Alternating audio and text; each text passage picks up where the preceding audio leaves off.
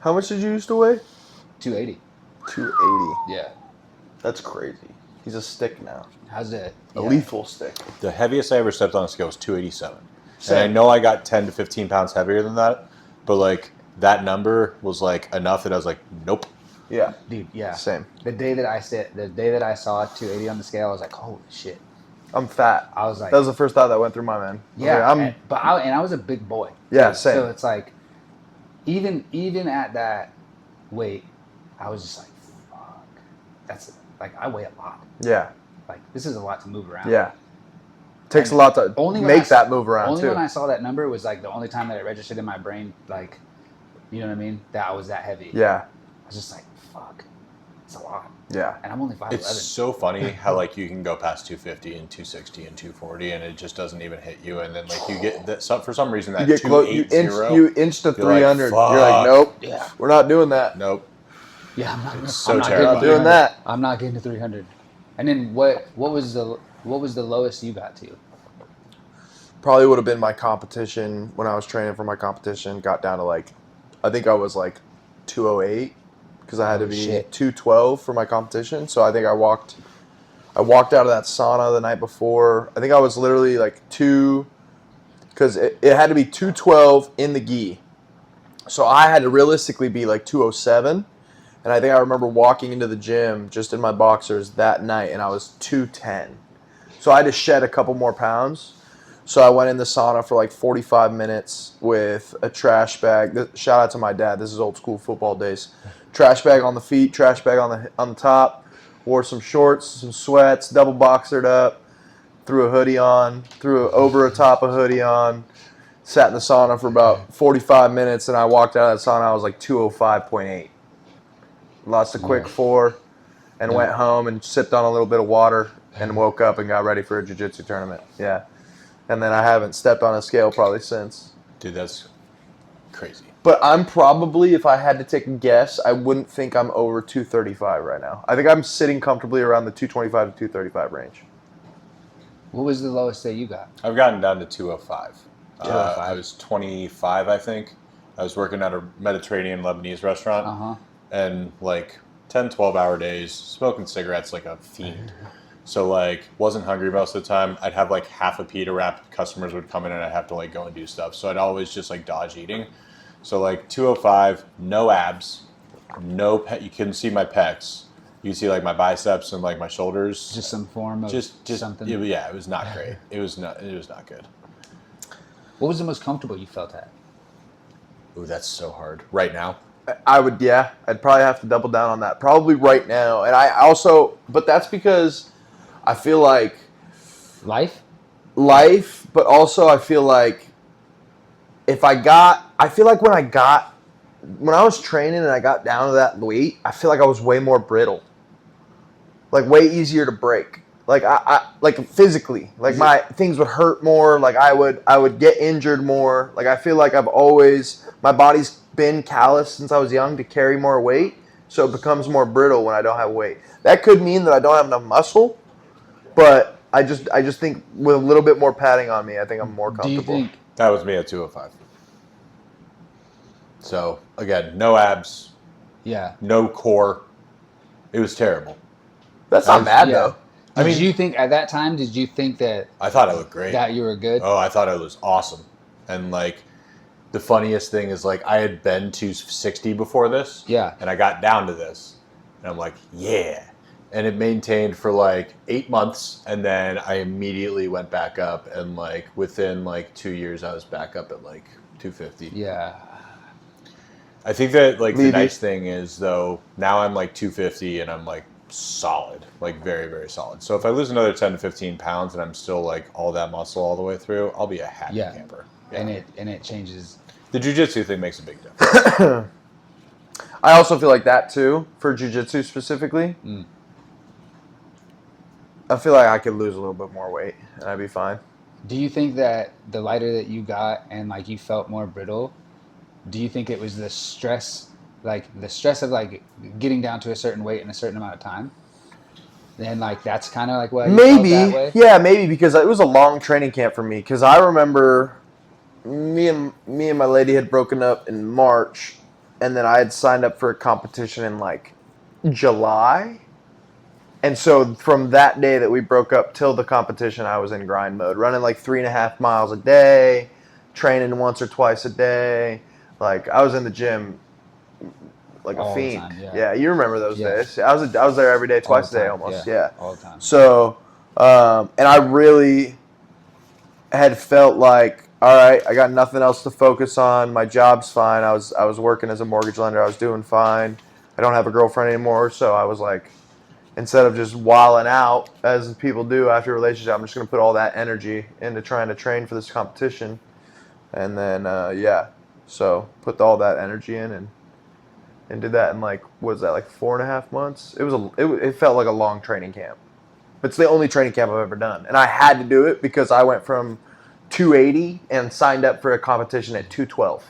Yeah. So I didn't have a choice. I was like, we got to go. But you forced the hand. I forced myself to do it. Yeah. And then when you forced it, then you felt like it was like a little bit. Well, with anything you do, the beginning is the hardest part. Those first 2 weeks I was hurting big time. But then it's like, after those first 2 weeks, you kind of look forward to it. You're like, yeah, I can't wait to run my miles today, kind of thing. And then obviously after those 2 weeks, when you see you lose like 20 pounds in 2 weeks, you're like, oh shit. Motivation. This is going to be a little bit maybe easier than I thought. It's not going to be easy, but it's going to be easier than I thought maybe. So it's like, it's a bunch of combining factors. Like once you start dropping, like, you're like, oh, I'm dropping a pound a day. It feels like I'm dropping a pound a day. Like, this is easy. I'll be able to do it. But yeah, I trained like a madman. But I remember shortly after that, I got my first big injury. I fucked up my shoulder. And I think that's because I was just so worn down, like training camp, competition, and then I was still like training pretty hard after that. I had lost a bunch of weight. So I think my body was just having a hard time adjust. So, yeah. What would you like to be at weight-wise if you competed again? Honestly, I'd like to break the 200 threshold. I feel like I'm not as strong as I need to be above the 200 threshold. But I feel like I'm faster, which could be an advantage. But I feel like the more weight I lose, the better my cardio will be, and that's the name of the game. And my cardio is shit. So like, you know what I mean? Like it's really bad. But I feel like I'm good. Like fast twitch, explosive. Like for the guys my size, I feel like I am more explosive, more faster at least. Maybe not more explosive, but definitely faster. And so like. That I always struggle because I always feel like I'm the smallest big man, like I'm the smallest, weakest big man, but I'm faster, so I got to figure out how to put that to my advantage. Yeah.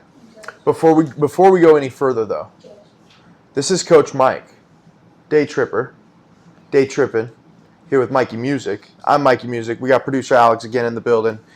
He hasn't missed an episode. He's the fucking man. He's actually editing as soon as I got into here too, so that was sick. But before we go any further, let's do the intro. Daytrippin, episode 12. The boys are back. We've got Coach Mike LaVera in the building. He's a kickboxing, Muy Thai, striking connoisseur and coach over at Redhawk. He's also lived a lot of life. His two boys are in the building as well, Caius and Kelton. They're here. The boys are here. Say what's up, boys. What's up? Just kicking it on their phone, just big chilling. They're in the building. Decided to have Coach Mike on. He's got a lot of life experience. He's obviously a Muay Thai connoisseur, fought for a lot of his life, was a mechanic. He's, as he was saying earlier, worked in I call it the war industry, whether it's like the weapons industry, where he was manufacturing weapons for a while. So he's lived a lot of different experiences in his life. So we're having him on. He's a good friend of ours. So Coach Mike, thanks for coming on. Daytrippin, episode 12. But yeah, we're going to do that intro. But yeah, back to what we were saying. I feel like if I was going to compete again, I'd probably want to be, I think it's 198 is the next echelon. Yeah. I 198 probably in the gi. So I'd have to get down to 194. I have, but I lost the only match that I had because I competed in AZBJJ. Mm-hmm. So the guy I went against had been playing arena football for the last decade. Oh, hell yeah. And he weighed about 285 pounds. Yeah. And I had been cutting down to 245. Big ol' hoss. Yeah, and then on top of that, like my lower back's not great. And my core strength, as I showed you in that picture, just didn't exist until like the last 18 months. and it's getting better slowly, but the guy just manhandled me and held me down for 5 minutes. That being said, every other match in my division, including the next 2 matches that he had, were won by submission. I'm the only one who wasn't submitted in that division. So There you go. yeah, and my defense is good. Like that's all I've been working on. So like I just wanted the experience of it. I'll probably compete against it again in the fall. If I can get down below 220, that would be amazing. But like I'm very happy with like how I feel currently, so I don't want to push it too bad. Yeah, I just want to get stronger and like yeah. I'd like to compete again, but I'd have to compete as a blue belt, and that's terrifying. Yeah, it is. Why? Because I'm not a blue belt. Like, sure, whatever. I wear a blue belt. I got a blue belt from Tim Welch and all, but You think competition level, I'm not a blue belt. Like, maybe I am. I don't know. I haven't competed it, but I don't feel confident enough to go in there. Like when I went and competed as a white belt, I was like, all right, I've got 4 stripes. Like I semi know what I'm doing. These guys just started like I just started. Like there's no way they're gonna know more than me. Like it's very possible that I go against a 3-stripe blue belt and get absolutely worked. Yeah. I'm just not trying to do that again. It was totally possible for you. I got worked in my second competition by a just graduated high school 4-time state wrestler. And I was like, yeah, no, I'm good. This 19-year-old just whooped my ass. That's kind of the sport, though, is there's like this giant like spread of what I you know. could be dealing with. I actually don't think I'll compete until I turn 30, so I can at least compete. Yeah, so I can go masters. Because I don't want to get worked by a 19-year-old. No, I totally get it. I mean, there are blue belts who have been blue belts for 10 years. Yeah. Those people are scary. Yeah, because they've been kids jiu-jitsu, and then they come in and they get their blue belt at 16, and it's like Damien. Going against Damien. Nah, I'm good, dog. What? Jamia. Yeah, nah. Bye. What? Good luck. Yeah, because Jamia was a blue belt She until could be under last you year, and 2 years taking off ago? your ankle in 3 seconds. Any of those kids that started younger, like Lethal. It's a different level. yeah, but I mean, like, what do you really expect to like? Everybody has played a different sport, Right. Like, you jump into a sport that someone's been playing for 10 years, and like, what's your realistic expectation? Survive? That you're gonna, you know what I mean? Yeah. You're always Not gonna die. run into that person. For So sure. what?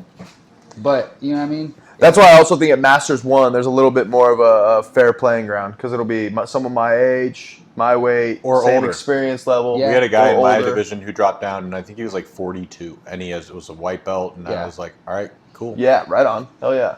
But yeah, so I think I always did say I was going to be a blue belt Masters world champ. Make it happen. I still got dude, if it took almost 3 years to get my blue belt, I got 6 years on this blue belt to figure that out. Better be getting your ass back in the gym. Oh, so I yeah. can get some rounds of Oh, meat. bro, if I'm going to actually try and attain that goal, I'll be in the gym twice a day. I have to be. Yeah, have to be. I have to be. Ha- I'm going to have to go to a wrestling class, At do least. gi and no gi every day. Dude, Mark's classes Mark look is like they so suck. good, dude. Huh? Mark's classes look like they suck so Dude, bad. Oh, yeah, I'm Mark's so sure. good, though. Yeah. Yeah, he's a 3-time. Yeah, but for man. cardio 3-time boys like Mikey and I who are like, we're not. We'd be puking, bro. Yeah, we'd be puking. We'd be puking. We'd be puking. But we need that. If I want to be Masters Blue That's Belt why- champ, that's what I need to do. That's why wrestlers have like a 30% more work ethic than everybody Yeah, else. everyone else. Yep. Everybody else in the room. Yeah, it's not even fair. They're just wired different. Yeah. I mean, they just train themselves. Crafted This- different. You know what I mean? They were crafted different. I'm just happy getting stronger and being less fat. Like that's my threshold. It would happen I faster do if you think, got in though- there and I do ran and think did all though, that if I shit. am, if I I bang am, every day that I can. that's It's just good. hard. Yeah. That's good. I hear you. If I was gonna go be a Masters Blue World champ though, I need to be more aggressive. I'm not. If there was a scale of 1 to 5 of aggressiveness, I'm sitting happily at a 1.5. Would you be in the same weight division as Blue Belt Trevor? Tall, lengthy, skinny kid. Yeah. I think so. Yeah, okay. He's definitely over 200 pounds. Yeah, he'd fuck you up. Yeah, Yeah. that's what I'm saying. Yeah, he's dangerous. Yeah, that's what I'm saying. Yeah. It's difficult. The Blue Belt, that division is just... It's retarded. Yeah. I mean, there's just so much more knowledge in blue belt. Like, and that's not even saying that there's not a lot of knowledge in white belt, but it's like 2 ants fighting each other. You know what I mean? Blue belts, you go to 2 snakes fighting each other, and if you ain't got your shit right, you're gonna get bit. You know what I mean? Like, white belt's easy. Like, Gotta get that cardio up. bruh. Yep. That's And really, what it is I need to stop trying to play guard. I need to start learning how to pass a guard instead of trying to play top. guard. Like play on top. Yeah, bro. Because I'm a guard player and I like what I like on the. But you as a big guy, you cannot submit to the bottom. You cannot be on bottom. You can't. All we've worked on the last 2 weeks is just dropping people from standing. Yeah. It's literally just been takedowns. Yeah. Yeah. Like you cannot as a big guy. You cannot give up bottom position. You'll get stuck. Like you just can't unless you have an insane sweep game or an insane guard. Yeah. Or you're just some Victor Hugo who can berimbolo and get under somebody. I do like my sweep game. And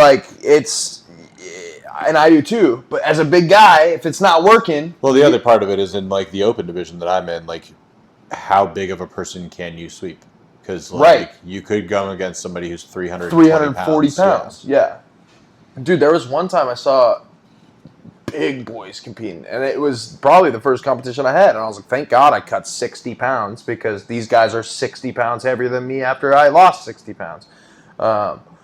Big boys. Like, and it's at that point, it's whoever gets the takedown wins. Like, whoever gets the takedown wins. Because you're going to gas each other out in the first minute and a half hand fighting. So whoever gets the takedown pretty much wins. And I would say in my own experience that is the truth too, because the only match that I actually lost and got submitted, the all-state wrestler took me down, passed my guard, and Kimura'd me.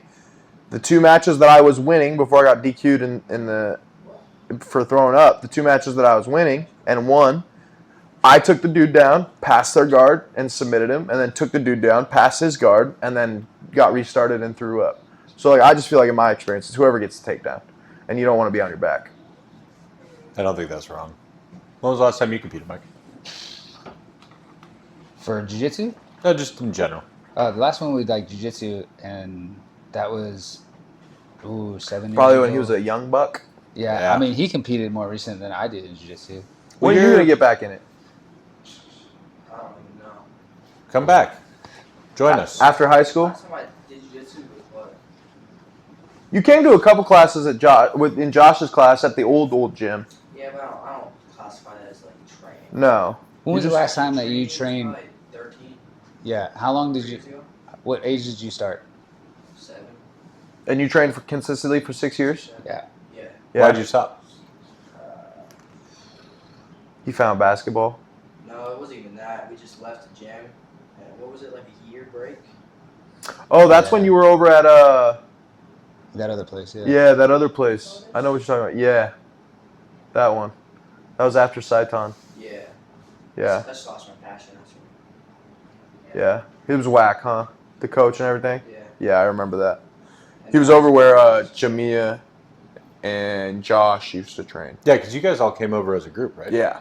Nah, everybody kind of came over at different times, but like everybody had kind of departed that place on their different paths. You know what I mean? Sure.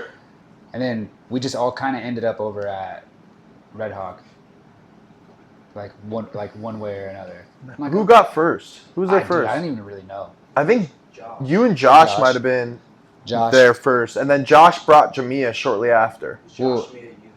Yeah, Josh went over, and then Jamia went over, And then you came over. and then I came over because I went over to watch Jamia. She asked me to come over and watch her do MMA because like she was like super pumped about. She's Yeah. like, oh, training MMA. I'm like, okay, cool. And like I went over, and then Tim That was the had- kickboxing room. no that like I'm saying the old kickboxing yeah room. yeah With the ring in it, in the middle. yeah. And that was before that setup even before I happened. even got there. Right. I had gone over, and then Tim was like, "What do you think about teaching some classes?" Because they had the other spot, and I was like, I can go over there and do it. We'll just make it happen, and see Yeah. what we can like grow over there. Yeah. You know what I mean? That's when I like first started. That was that was the old kickboxing gym next to the barber shop down the street. That was a good time. Yeah, That was a small room compared to what we have now. Yeah. Oh my god. And that's such a short span that like. Dude, that was only like 2.5 years ago. Yeah. It's crazy. Yeah. And we're now we're like a big gym. Yeah. Man. We're a big gym, I would say. Yeah, it's cool. Yeah, it's super sick. It's really cool to see. How's the MMA program going? Oh, the MMA program's going really good, I think.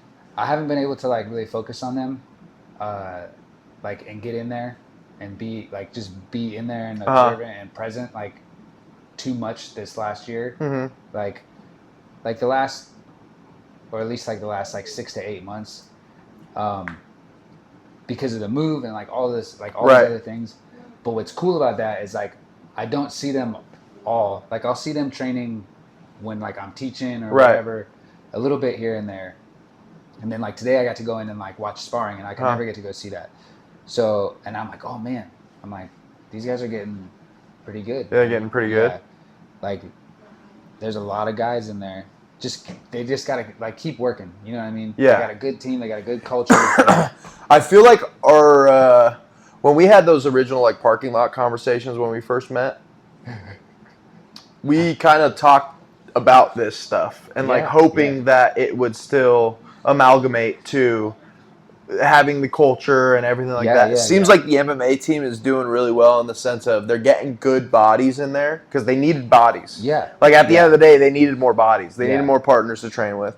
They're getting these new bodies, and then they get all these international guys coming in, or like these other guys from out of state, or we've even got guys coming in state, coming training switching gyms and coming now. Like they got a lot of bodies in there, which is good, fresh looks. But I wonder if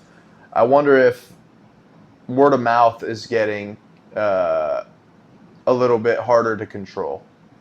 Yeah, I don't know.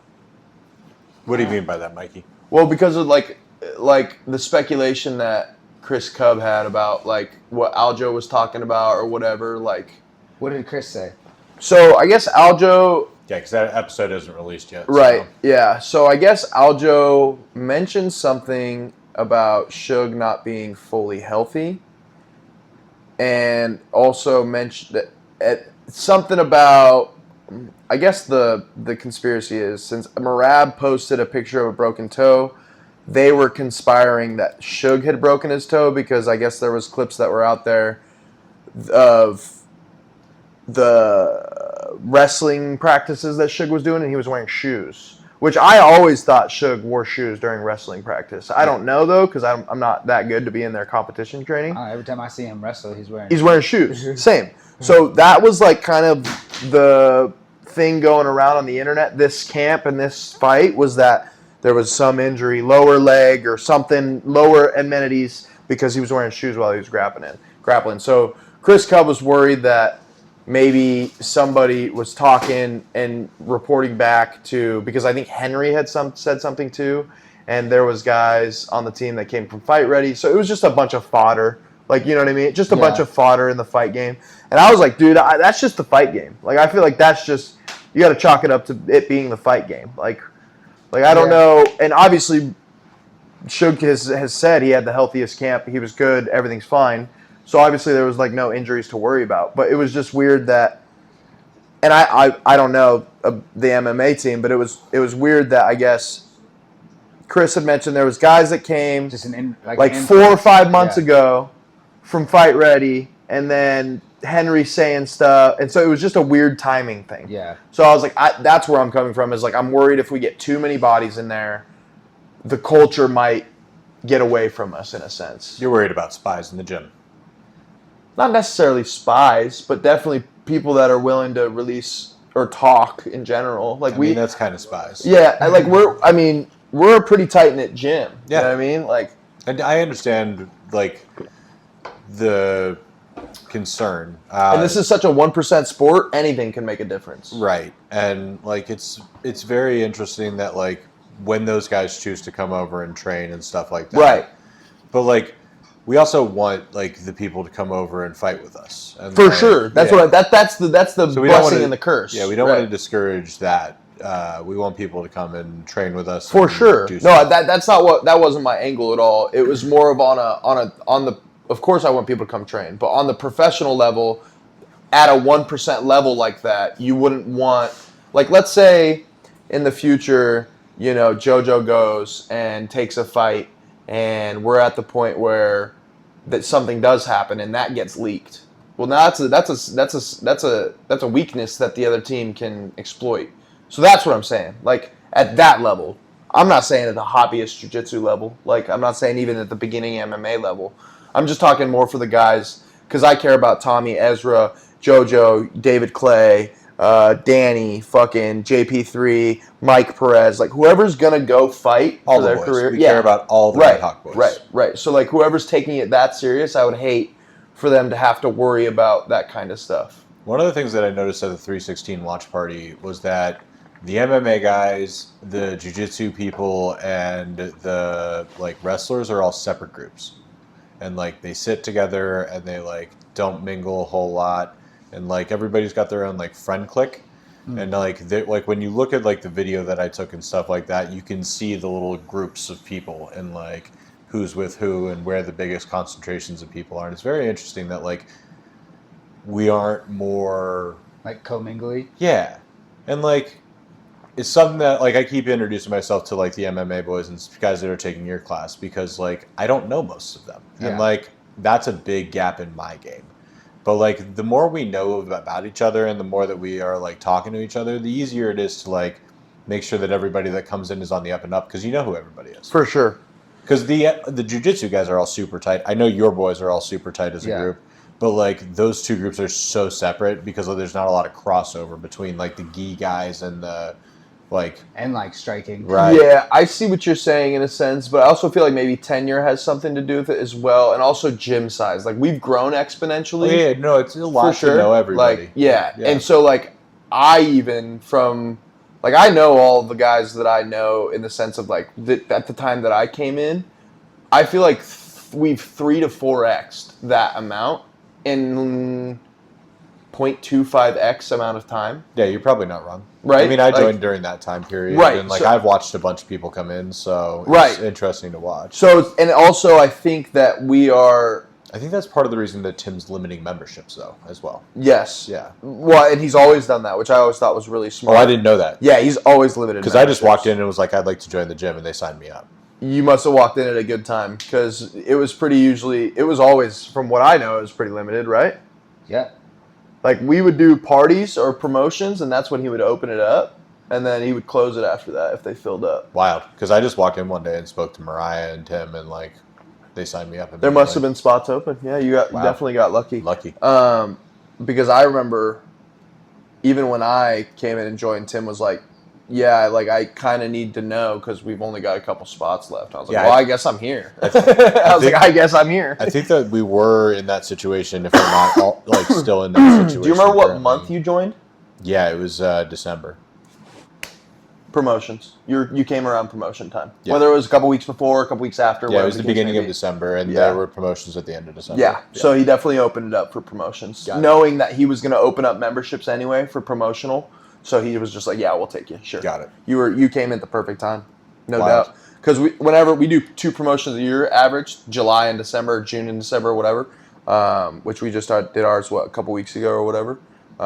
April was this year. Or April was this year. We usually do mid-year and then end of the year. But it coincided with the opening of the new gym. Right. Right. Which makes more sense. But yeah, that's when he usually opens up the memberships. And then you saw this time around, he said, we're only taking this many members. Yeah, I think it might be closed at this point. Yeah, I'm not sure. I'd Do you imagine. know, Coach? I don't know. Because I know that I heard Mariah say that it was only a couple more spots, like a week or 2 ago. And I feel like, I mean, how many members do we have now? Probably 350 to 4. Dude, I couldn't even tell you. 400 probably? 354? It's a lot. I don't know. I'd I imagine. just look at my classes and I'm like, oh. Yeah. You got a lot more bodies in there. I'm like, yep, that's Dude, I remember I used to walk by the kickboxing room or walk by Coach Mike's class. He had 5 bodies in there. 3 bodies in there. 5 loyal bodies. Yeah, 5 loyal bodies in there. Not all at the same time. No. You know what I mean? No. I'm so glad that we moved you guys out of that room and put that coffee shop in that room. Oh, that was such a good idea. Yeah, I agree. That was such a weird... Good job to the guy, whoever came up with that idea. Who was that? Was that you? It was me. You told Tim that? Yeah, so when I came in, that was like one of the first few months that I was there, and I'm like, why is the coffee shop here and not in the room next door? And he goes, that's where the kickboxing stuff is. And I'm like, well, you could put those in the back of this room. And he goes, well, I could put them in the front of room 2. And I'm like, you could, but like they'd be better in the back. And then like he's like, I think I'm gonna put them in the front. And then like literally like the next week, because I told him, I'm like, you've got a bathroom in the back. You just rip that out. You put your water filter there, and then you don't have to like be shuttling water back and forth and all Talking this about for the kickboxing room. In the coffee shop. Yeah, for the because we coffee ripped shop. out the bathroom. Right. I do remember the bathroom in there. Yeah, because it made so much sense. So like Tim and I talked about that one day, and then like I think like a week later they started doing it. That's funny. It was That's hilarious. awesome. But yeah, like that. Like I remember like when they put that room in, and I'm like, what did they do? And like I saw you in there with like 2 people, and I'm like, this is. I think weird. we were just trying to get just everybody there. Yeah, they were just trying to figure it out. We were just trying to get everybody there, into like one collective space. Yeah, I agree. Which was the move, and then just like how we ended up going about, because it's just like the acceleration, right? Like you talk about like how many people come in to like how fast the gym, like this gym is growing. Bro, it grew like, so fast, so quick. We got to adjust. Bro, just from the watch party of like Cheetos fight to where we're at now, it's probably 2.5x. Yeah. Like, and that's not very long. Dude, the Cheeto party was like 2 or 3 months after I got there. Right. That was your first big gathering, I'd imagine. Yeah. Well, I wasn't invited to that. That was before I was like hanging out with the boys. That was a members invite, so Yeah, but I wasn't involved in the social stuff yet. Oh, okay. So like I didn't even know that there was a watch party. Yeah. I went to Cold Beer and Cheeseburgers, and like I saw that on somebody's story that they were doing it, and I'm like, oh fuck, I missed out. Yeah. So that was like my wake up call to like doing the social stuff at the gym, which has been an enormous blessing. Yeah, Yeah. of course. Yeah, it makes sense. How big are your classes now, Mike? Do you know? Yeah. 25. Every time I look, it's either 20 or 25. What, 24, 25? Dude, that's a nice consistency. Yeah. I wish we Bodies, had 25 bro. people in geek Yeah. class every day. Yeah. That'd be amazing. That'd be nice. Yeah. Yeah, we've definitely lost a lot of geek, but it's because of the schedule change. Yeah, well, also like there's more people that are competing in no-gi because like it's a different. I like the pajamas. I like the pajamas. I love the pajamas. I like the pajamas because it's more dangerous. Not to cut you off, you know who also is a huge fanatic of the pajamas? Who? London. Oh, Yes, yeah. London loves the London pajamas. loves the gi. He's Yeah. a gi guy. And Garrett in the reverse loves the no-gi. Yeah.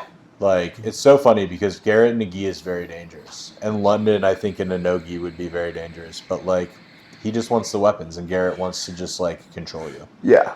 It's very different. And I also think this transition is happening naturally because unfortunately, from my perspective, we're becoming a MMA gym more than we are a jiu-jitsu yeah, we gym. are. Yeah. But I don't know if that was because of that's what Tim wanted or if that's just the natural direction of where this was going to go. I think it's because that's where the money's at. And Mike, correct me if I'm wrong, but For like, sure. I mean, if we're comparing the two sports, there's not a comparison. I don't know. I don't think that that's necessarily correct because I would say more people do jiu-jitsu than do MMA. yeah, but Yes, in but not terms- at a professional level. right. There aren't a lot of gyms that have Sean O'Malley in the gym, and like Yeah. guys that are coming up and like visiting superstars. There's far more competitive MMA guys in our gym that have UFC aspirations than there are jiu-jitsu guys in our gym that have ADCC aspirations. Now. Yeah, that's true. Because when I first started there, that wasn't the case. I agree. Like, I agree. When I think first started there, I think that jiu-jitsu kept food on the table and the lights on yeah. for the gym. But I think that the money and the development is in MMA, especially with how big the UFC is and these other organizations. Well, and they popping just up. have straight pipeline connection to the UFC now. Sure, Like, yeah. there's Or we answer the question that you asked is like, but I think that jiu-jitsu just like it's the natural progression, right? Yeah. Because like it was super heavy jiu-jitsu. in Yeah, the you're not beginning, wrong. right? Yeah, and you're talking it's- about from a standpoint of like classes available Like, too. and- Like yeah. it was just all jiu-jitsu. We was didn't all even have an jiu-jitsu. MMA. Then we started introducing striking. Yeah. Like, you know what I mean? They Yeah, had you're not MMA, wrong. they had jiu-jitsu, and they had MMA. Like Courtney and Dre are teaching them. Right. But I'm Right. saying individual classes. Yeah, and then we started introducing, but we were separate. And Right. then when we got everybody there, it's like, okay, we start introducing this. Then we see like people crossing over a little bit, trying to do this, try to do something new. And then people start fitting in like what Right. they want. And the most common thing that I see is people will be in jiu-jitsu and they'll be hitting jiu-jitsu and then they'll get a little bit frustrated with jiu-jitsu. They'll come over and strike for a little bit. Then they'll go bounce back over and like get back to, but they're like primarily jiu-jitsu Yeah. people. They'll come over and like hit a little bit and then shoot back over. Well, I think you can be a hobbyist in jiu-jitsu. Yeah. And I don't know that you can be a hobbyist in striking. Yeah, you can be a hobbyist. I think you could be a hobbyist in I striking. should but- rephrase that. I don't think that most people want to be a hobbyist in striking. I don't think most people want to get hit. I think most people Yeah. are comfortable I agree with that. the workout and the rolling and the physical contact of Jiu-jitsu. Yeah. And also the option to stop. Right. There's not an option to stop if you get knocked out. Well, or if you get punched in the face. Like, and the unless you have a intensity- good Yeah. partner and he didn't pull it or he pulled it or whatever, like, the risk is a lot less in jiu-jitsu. The intensity of the classes are different too. Like when you're doing jiu-jitsu, if you want to sit out, like nobody's going to be like, fuck off, like get off the mats. Yeah. Like, but if you're like in a striking class and you're going to sit for a run, just like go sit on the bench, get out of here. Yeah. Yeah. It's a different mentality. But to the point is like you do have so many more people that will come in and do jiu-jitsu. We just have that many people now coming in for like for MMA. Yeah. and I think that You know what I you mean? guys, the consistency of your guys are better. Far more than jiu-jitsu. Yeah. They're I think that the striking boys I see every single time Yeah. in a striking class. What I've seen in like the growth of it, because it's like the gym's still young. Like and We're people still a have- baby. Oh, yeah. People have to. We're still remember that, crawling. man. Yeah, we're It's still like crawling. The gym is still so young. You talk about like what 2019 to now, and like I jumped in what 2.5 years ago. Right.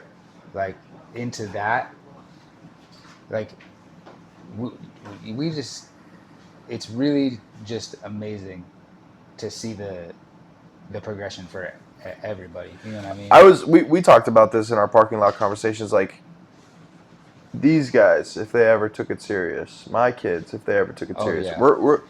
we have the potential to set up a generations of talent and generations of champions. All we got to do is just show up and put the work Consistency, man. in. Like that, we just got to show up and It's put the work in. Consistency. If he wanted to go do anything in mixed martial arts, he could absolutely do it. If he wanted to go do anything in mixed martial arts, he could absolutely do it. I think the consistency, like to the point of that, like all the guys showing up, like they're some of the most consistent like teammates. If you look at like the Perez brothers, Oh yeah. like you look at Danny, you look at JJ, Yes. you look at JoJo, you look at David, you look at all of these like They do the same thing every day. you know Joe, like all the Joes. There, everybody's in there working consistently. Yes. To get Multiple better. classes Yeah. a day. And it's Different- the same yeah. bodies in there every single all time. the time. Is Yeah. that something you coach the boys on? To try to be there and Yeah, in yeah. the beginning, yeah, dude. I had talked to JJ, Danny, I have a good thought on this. Joe, and Mike about like, hey, you guys have like a small team right now, right? It's important that you guys stay and train together as much as, because you don't have bodies. You don't have like all these bodies available that if you miss a day, like they can fill in. It's important to build that, and they've done such a good job. Yeah, they have. Like such a good job, like Even on their own, outside the gym. so much more on their own because Yeah. that's where the real work's done. Right.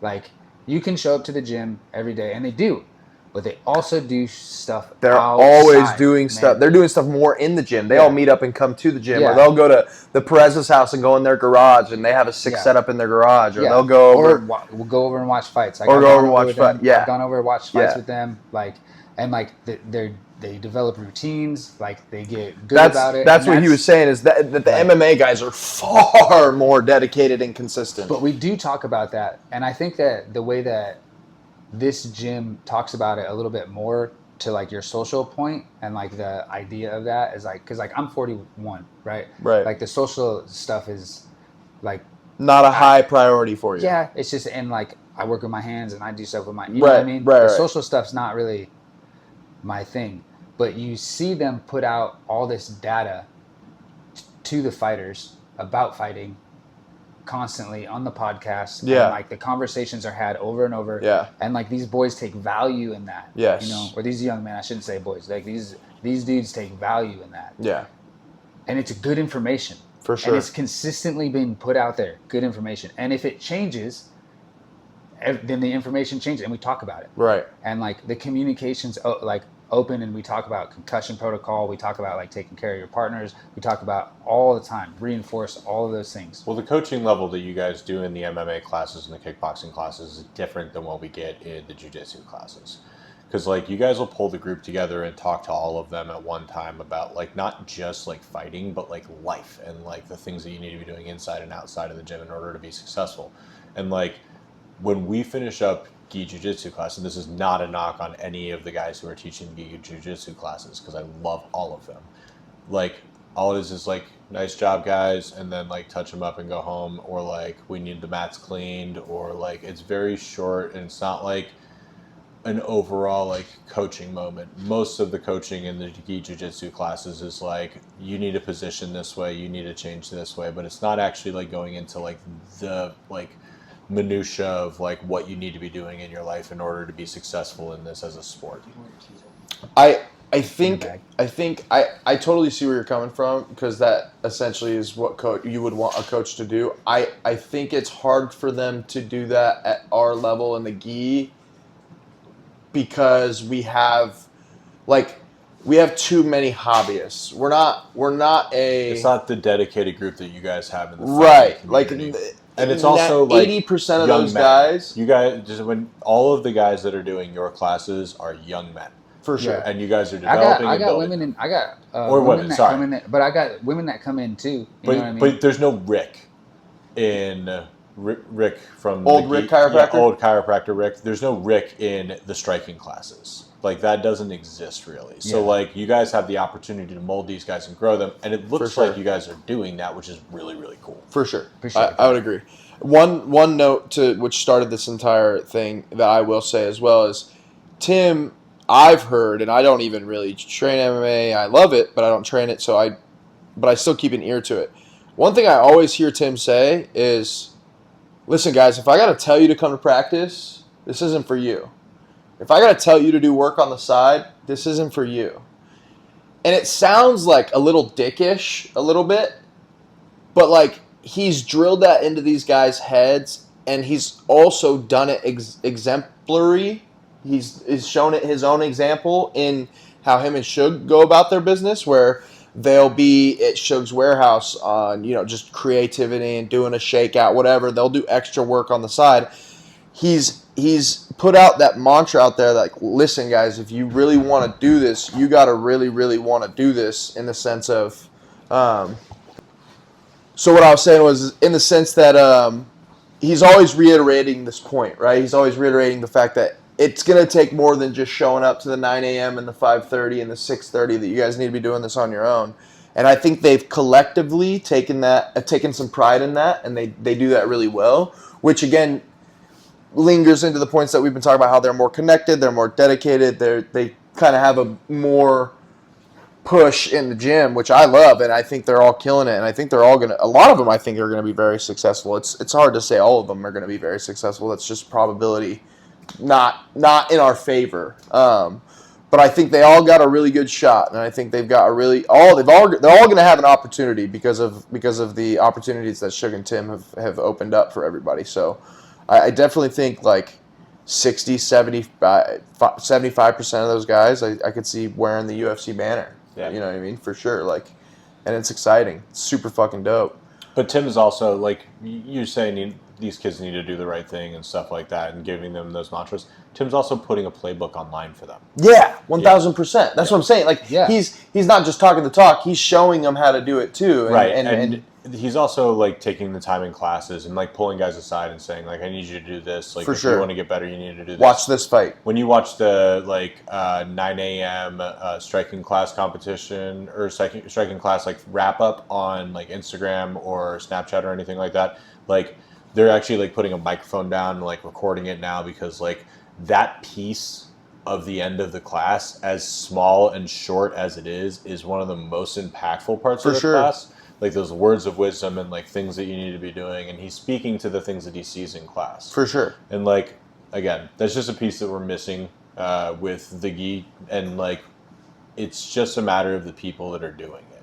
Because like, you guys are all of the guys who have gone through like the fight community and the competitive fight community, which is all of the instructors in like striking and wrestling and all that kind of stuff. Like, you guys have all grown in a very, very aggressive way throughout your younger years because of the path that you chose to take. And like, the imparting of that knowledge on those kids is an important piece of the coaching that you guys see, because you got it from your coaches. Whereas the gi jiu-jitsu is a little bit different. Yeah. I also think the nature of the sport, allows for more life lessons because life is a fight, essentially. Life's not like a jiu-jitsu match. I'm not saying that to... It's just more of like... I think there's more... Peril? Yeah, like there's more... There's dire consequences. Yeah. Dire physical consequences to what you guys are doing compared to like what we're... I might tear my knee or my ankle. We have the option to always tap, too. Or break a bone. But like you guys... If you don't see that shot coming, that could be the last shot you ever take. Yeah. You know what I mean? Especially it's because it's usually the one that you don't see coming, right? Yeah.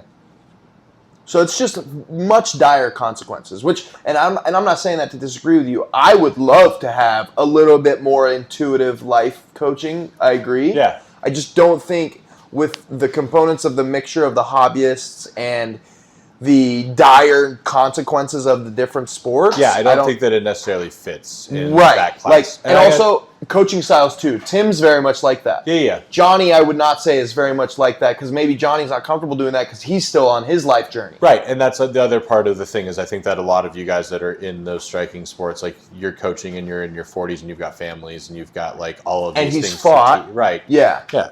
Have you ever had an experience where like you were like in a fight and you're like, oh shit, and Yeah, like in actual competition? Yeah. Oh, yeah. Yeah. Yeah, like my second one, I blew my knee out in the middle of the second round. Oh. Wait, you kept fighting after that? Yeah.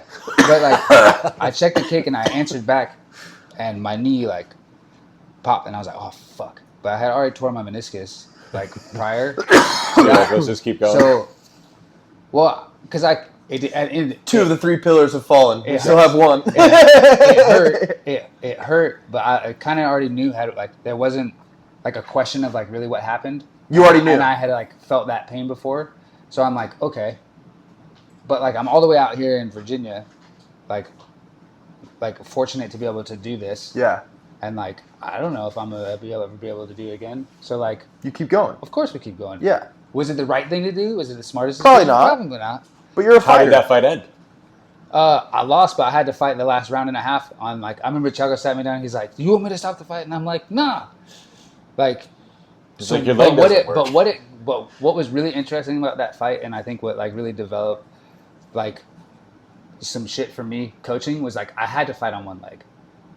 Like, and it was the only limb that I could really throw was the shitty one. Because like I couldn't stand on it. Yeah, you can't press on it. So I'm just like, well, just I guess we're just gonna. But it taught me like, okay, what tools can I use in a fight? Like I could clinch, because like if this dude's just keeping me away and like trying to make a highlight reel out of me, because like I can't move. Right. Okay, maybe I have to work my way in, and like I can clinch him. Tie I can up. throw my shitty leg. Right. And fucking knee him. You know, elbow, whatever. Like different techniques, but it makes you think that way. It's like, but I'm in competition, so like I have to. Right. I have to think about it under that stress, or like you're never really gonna put it into that. You're not gonna practical evolve. application. Yeah, You know what I mean? Yeah. Like, oh, okay, what am I really like? You can't just take that round off. What am I really capable of doing? Right. When I'm, hurt. And I think that's part of the reason, like, why you guys also train harder in your striking and MMA classes, because like you need to know what you're capable of when you go out there. And whereas with jiu-jitsu, like, there's a lot of people that we train with that'll never ever compete. Yeah, I mean, I think it's the evolution of fighters to like find out like what their 100% actually is. Yeah. Like This is why I'm not classified as a fighter. 'Cause I don't have that. But Me like, neither. as in jiu-jitsu growth too, right? Like what For is sure. what is like competing at like 100% versus like what people go into jiu-jitsu like actually competing at with like their fears and like all of this other shit. Like, are you really competing at like 100% you, or are you really only competing at 40% you because of you're worried about a 4-stripe fucking blue belt? The mental game is a whole You know what I different mean? aspect. 80%, Yeah. 90%. Like, I don't know. How many fights did you have, Mike? I only have 4. Okay. Yeah, all amateur, but I was fortunate to just be able to go do that. They asked, and I was like, oh yeah. Like, that was usually how I just got an opportunity to go. I wasn't really like searching for it that in the beginning. When I got into the gym when I was super heavy, I went to a fight, and it was crazy because I actually saw that dude at that fight. Ken Rose was the guy that put this smoker on, and he was doing these shows, and it was one of the few shows that we could actually do. But I saw him at a fight. They Rage in the Cage? Rage in the Rage in the Cage. They had brought him in, and I was like, oh shit, that's cool. But like I ended up going with my team. I asked Thiago, I was like, hey man, can I just kind of see what this is like all about? And like I went to that fight, and that's what like really started it. But it showed me like how much of a team you actually need. So For sure. in all those experience with the young men and women that we have like on the team now and not on the team, like we have to teach everybody how to grow together, like as that, because it does take a village, man. Like it takes a lot of people. If you don't have the support there, it's not sustainable. No. Like if you don't have a coach to fill in at this slot, and this is what I learned with my team at Seton, is like we had to like fill spots, but everybody has to be capable to do that, because sometimes like Tim and Suge are gone. Right. You know what I mean? Right. They're doing something that's necessary for their careers. Right. Also, and like that's the other thing too. Like everybody has like other stuff. Yeah. You know what I mean? They have that, but we have the coaching staff to be able to like Yeah. Fill cover those that. gaps. Yeah. But we also have like those younger dudes that can also fill in those slots. Like If absolutely needed. Tim and Suge are gone. Right. Courtney and Dre are gone. JJ and Danny are gone. Right. We're in Montana and Right. like, we're in. There'll different still be states, guys to fill and in. we still have people. When in the beginning it wasn't necessarily Not at that. all. Well, No. we were talking about also on, what was it? It wasn't my podcast. Oh, it was JoJo's. Riggs and Tim were talking on their podcast about doing like buying Riggs's old gym in Montana and like overhauling it and like That would be What- so sick. Yeah, I well- forgot we had that conversation. we did. But what they need is a black belt under Tim that can move to Montana, that can be the instructor for that school, and then they need somebody like JJ who can like pick Go up do his life striking- and go do striking, striking yeah. there, and or a JoJo who's finished his career or something like that. And if you've got those two pieces, then Redhawk's franchised in somewhere else, and like, Yeah. that's the next step of the gym. So would Joe Riggs just go and be the MMA coach there? I don't know. I don't think that they got into that. I think that they were just kind of like fantasizing about like buying the gym and like having it be a Yeah, Red but that's Hawk. where it starts. Yeah. But Yeah. it would be really unfortunate because I like Joe, man. Yeah. He's such. I don't think Joe wants to live out here anymore. Yeah. I think he wants to go back home. I don't. That's where I would assume that's where that conversation came from. I don't remember the actual context of it. I've never spoken to Riggs, so I don't know. Gotcha. Dude, he's just such a wealth of knowledge for that. Bro, I can't wait to have him on. I'm gonna text him. Such You have his number? a Yeah. wealth of knowledge, dude. Yeah, I did a confidential pod with him, Rob Emerson, Tim. I didn't know you did confidential. Yeah, I have a couple appearances on there. Nice. And me and Diesel were actually talking about in the past doing a show together. But he wanted to go like pay crackheads to fight and shit, and I'm like, I'm good. Dude, I was literally joking around with somebody about reinstating bum fights. Yeah, dude. 'Cause, He wanted to like, go do that. The And like, crackheads are strong in this city. Yeah, there they are. So many. They're of a them. different breed if out there here was, in the if there was desert. ever a time with the chaos in the world right Today now, is the day. to post some shit on the internet, some crackheads well, I mean, fighting. hey, if you're gonna go find some crackheads, Yeah, he wanted. He Look at that camera and tell Dana White why he needs to get into bum fights. bum fights. Dana White needs to get into it because he loves the views. That's why he got into Power Slap. And what's better than watching two crackheads fight? Over $50. Dude, and you wouldn't have to pay them very much. No, just tell him you're gonna pay him $50. No. Like, Dana White could recoup the costs to make a whole season of bum fights, like 100 episodes in one night of gambling. Like, For sure, but He you could don't just want be to. like, I'm you don't gonna want to take give the this stack crackheads of- money and give them more resources to go fuck up their life or fuck up somebody else's life. no. You do want to, like, you got to pay people for their work. $50. No. I think $100. If it's a UFC promotion, But yeah, you're talking about like levels, right? Yeah. Yeah. Levels of this. Yeah. Right. Like bum fights, maybe $50. Bum fight. But then like If you're the it's- champ, you but can if get it's UFC, $200. if Yeah. it's UFC branded. Right. That's true. Then UFC bum fights, Yeah, I mean pay-per-views. contender bum fights. That'd be wild. They're like, we're gonna put you in a house. We're gonna get you off Bum crack. fight. Dude, The just like ultimate the bum realities- fighter. The ultimate bum fighter. You end up getting a house and like a salary as like the. They don't ever leave. They don't ever actually go to the gym or train. They're just chilling in the house the whole time. They're like, we got it. We got a place to stay. They're like, hey, there's food here. Yeah, what? Maybe they just send the next group in. They like, hey, you got to go kick the other ones Dude, out. that Yeah. house becomes It's a like crack house. squatters. Yeah, It's literally squatter so fast. It becomes a war zone. It becomes a war zone. But dude, the content that would come out Oh of my that is gosh. it would be so good. Yeah, no, he was literally talking about going down to like freaking 19th and Cactus and going to the Circle K on the corner and paying 2 bums to fight each other. Dude, Joe is onto something, and I think that he should do it. I think that Joe should start bum fights again, and that he should sell it to Dana. I think that's the move. Well, I'll tell you what, you already know who's doing the content for that too, who jumped on that, so they're already partnered up. Who? I think Luke, yeah. Oh, with Briggs? Yeah. Wait, they're actually making this? I think so. That's why they started Joe Riggs' Instagram. Okay, well, I don't condone this for legal reasons. Here's Here's the thing. As an idea, I think that this is fantastic. Yeah. For legal reasons, and because I like Luke, fucking, like, don't do it, bro. Yeah. Don't do it. I could just tell by the posting style. He posts dude. the same, and I don't mind it. Like, it's cool. Like, do your thing. Like, I have no hard feelings. Like, it's all good. The legality of that. Yeah, it's like not so, good. It's so gray. That's It's so enticing violence, Yeah. bro. That's disturbing the Inciting peace. That's violence. causing a riot. Yeah. Like, No, you'd have to have a certain amount of people in order to be inciting a riot. how many crackheads do you think he's going to be able to get to fight each other? Well, I think that you do it. It's like you do like a group, like 2 crackheads, and then you move like to a different area and you do 2 crackheads. And then what happens if that gets 20 million views? And they're like, what if we just get 50 crackheads to do? Then you go to Tucson because there's just all you got the me. We ones just that get you 50 never want. crackheads to go Red Rover, and start a freaking wall of death. Regional crackhead. Yeah, fight. And the you can regional travel, crackhead too. championship. Yeah, dude, because like LA's got like crackheads on a crazy basis. Well, I'll tell you Vegas what. has some crazy crackheads. I'll tell you what, Arizona crackheads might be in the top 5. They Yeah. can survive the heat out here, and they stay outside. I think Vegas is going to be in that top 5. Yeah, too. for sure, Yeah. for sure.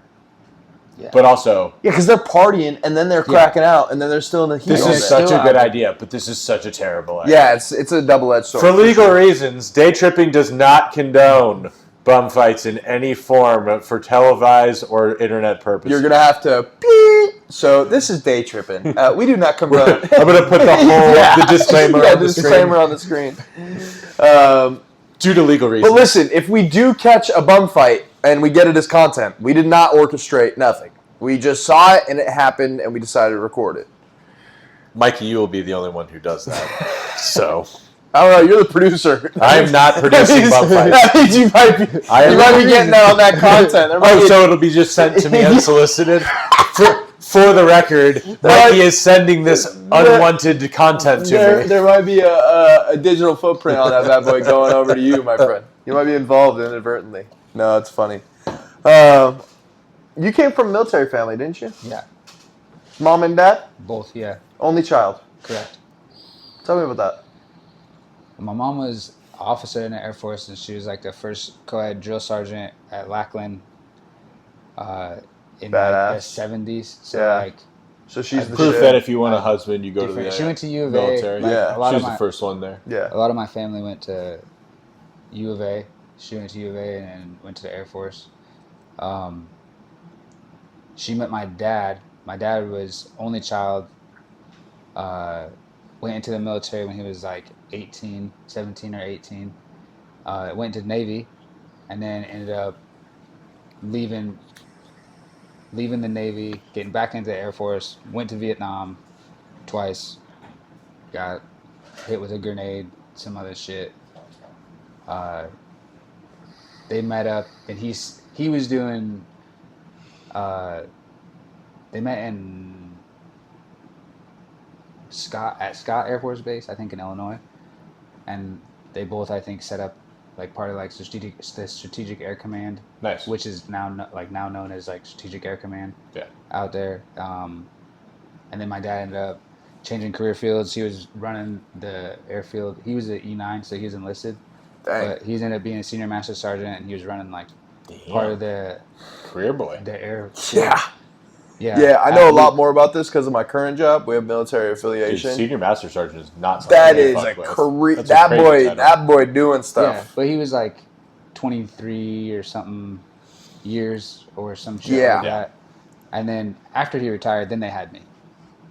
Damn. After? Wow. Yeah. Oh, Oh man. So he was 43 when he had me. bro. And my What a mom was legend. my mom was 37. Damn. So yeah, not only was I only child, but I was an You only had child older parents. from like older parents. Older military parents. Yeah, I keep and having like friends that get pregnant late, and I don't think that it's as much of a problem as it used to be. I wouldn't say all.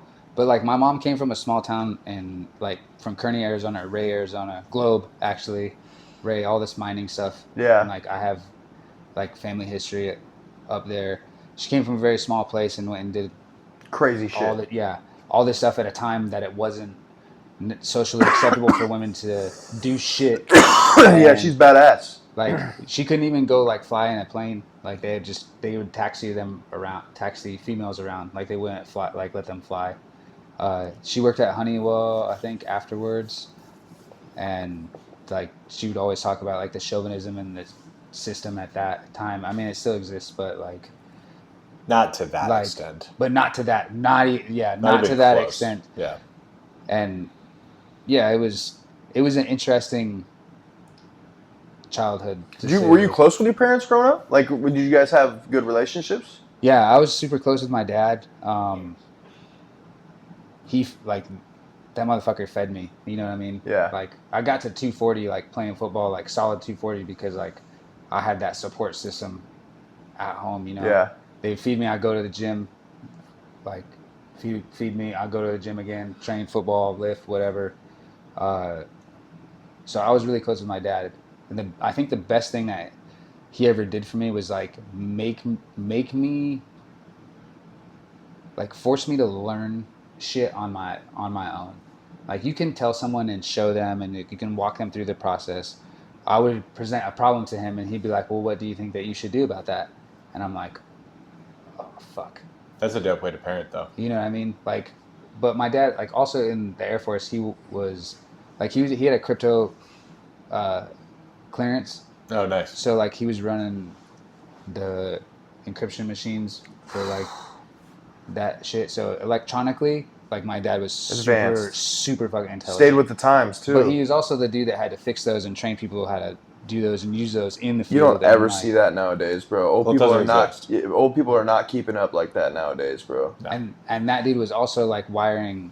Like I remember when I was like super young, they had actually made the first like CNC like laser 3D modeling thing for like balsa wood and stuff to like create it, but it was all computer controlled, and this was in like the late 90s.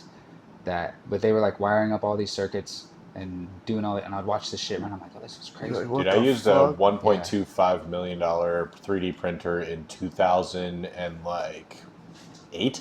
Oh shit! At the University of Cincinnati for a project I was doing in high school, and like it was like at that time it was crazy. I could imagine. imagine. Like in the late 90s when that was being developed for like the first time by the military, that must have been nuts. Yeah, but he was doing that shit after. Crazy. You know what I mean? But his knowledge. That brings up a point too, is that the military is always like 10 to 15 years ahead, bro. They Oh, have 100%. shit that's always like 2 decades ahead of us. Yeah, we don't know about it yet. And that's so crazy to think about. It's insane. Did you see the new plane that the military's commissioned? No. The new stealth fighter? No. Are we commissioned to build a new plane? Pull that bad boy up. I'm such a dork when it comes to this. Oh, I'm sure that's an $80 million plane. Dude, like when you work in like the industry Aviation of like if you like make aerospace stuff, and like if you're not some sort of like a aviation dork. You said it's the Air Force that's doing this, obviously? The U.S. Air Force is developing a new 6th-generation stealth fighter as part of the Next Generation Air Dominance program. Tentatively designed, designated the F-47. Yeah, Is this the one that can hit Mach 1? Yeah. Or not? Yeah. Yeah. That's $100 million plane. Yeah. So, like...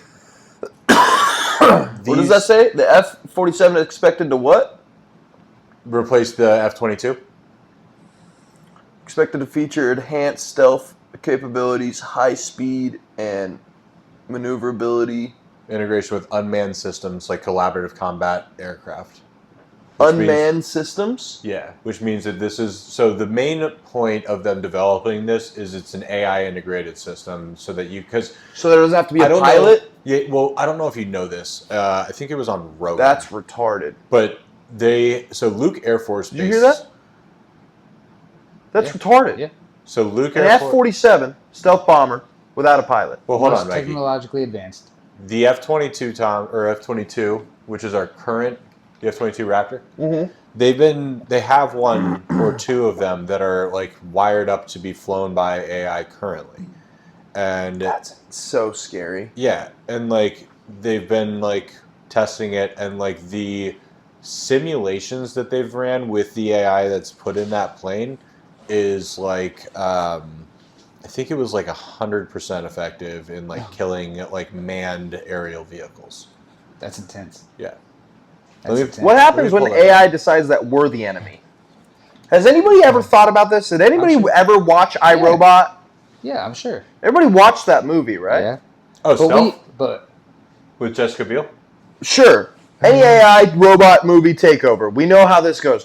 Fucking. Do neither of you remember Stealth? no. I don't think I watched Jamie it. Foxx was in it. Jessica Biel. It was a crazy star yeah. cast.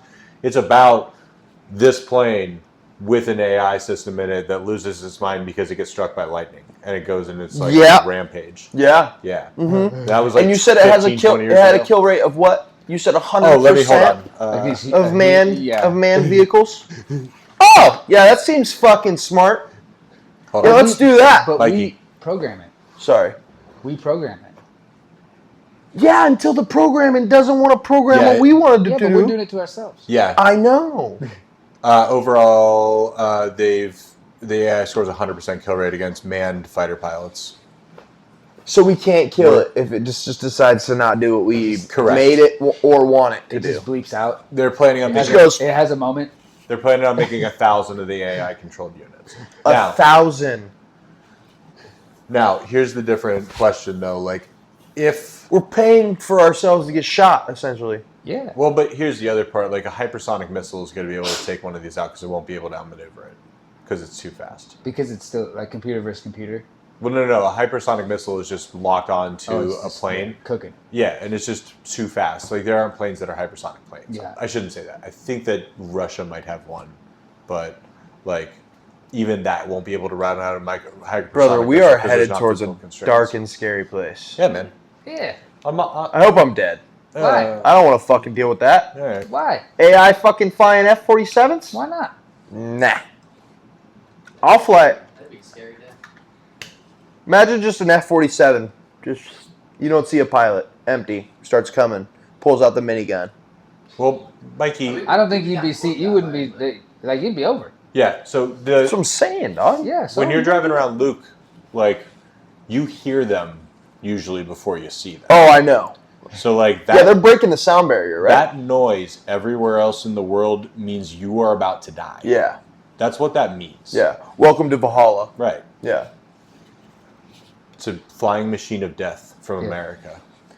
Yeah, it's cool. I just don't think we should put AI in it. I think humans are very capable, obviously. Well, for hundreds of years. Yeah, but thousands of years, we've been very capable. Well, they keep talking about how the AI race is going to like be the determining factor of like who ends up controlling the world. It's because of stuff like this. Because if you get these AI planes that fly and like are dominant, you just kill everybody else's planes, and then you have complete air dominance over the world, and then you are in control of everything.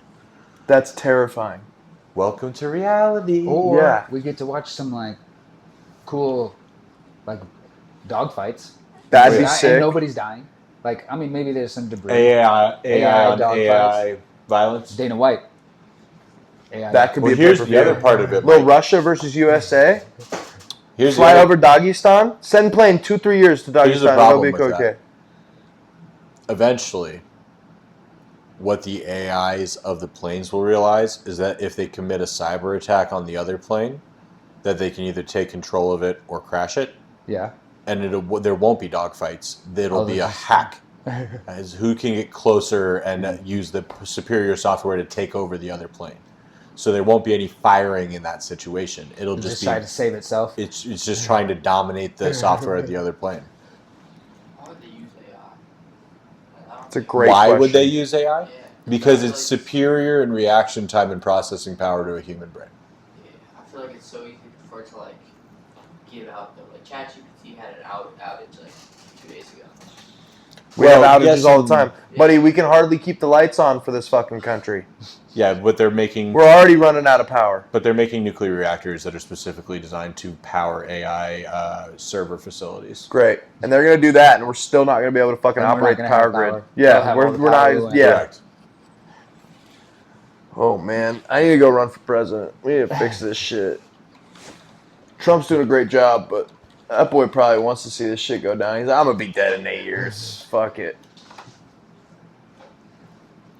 Yeah, so big tech companies like Google and Amazon are investing in nuclear power, specifically small modular reactors. You're saying Jeff Bezos is fucking leading the charge. Yep.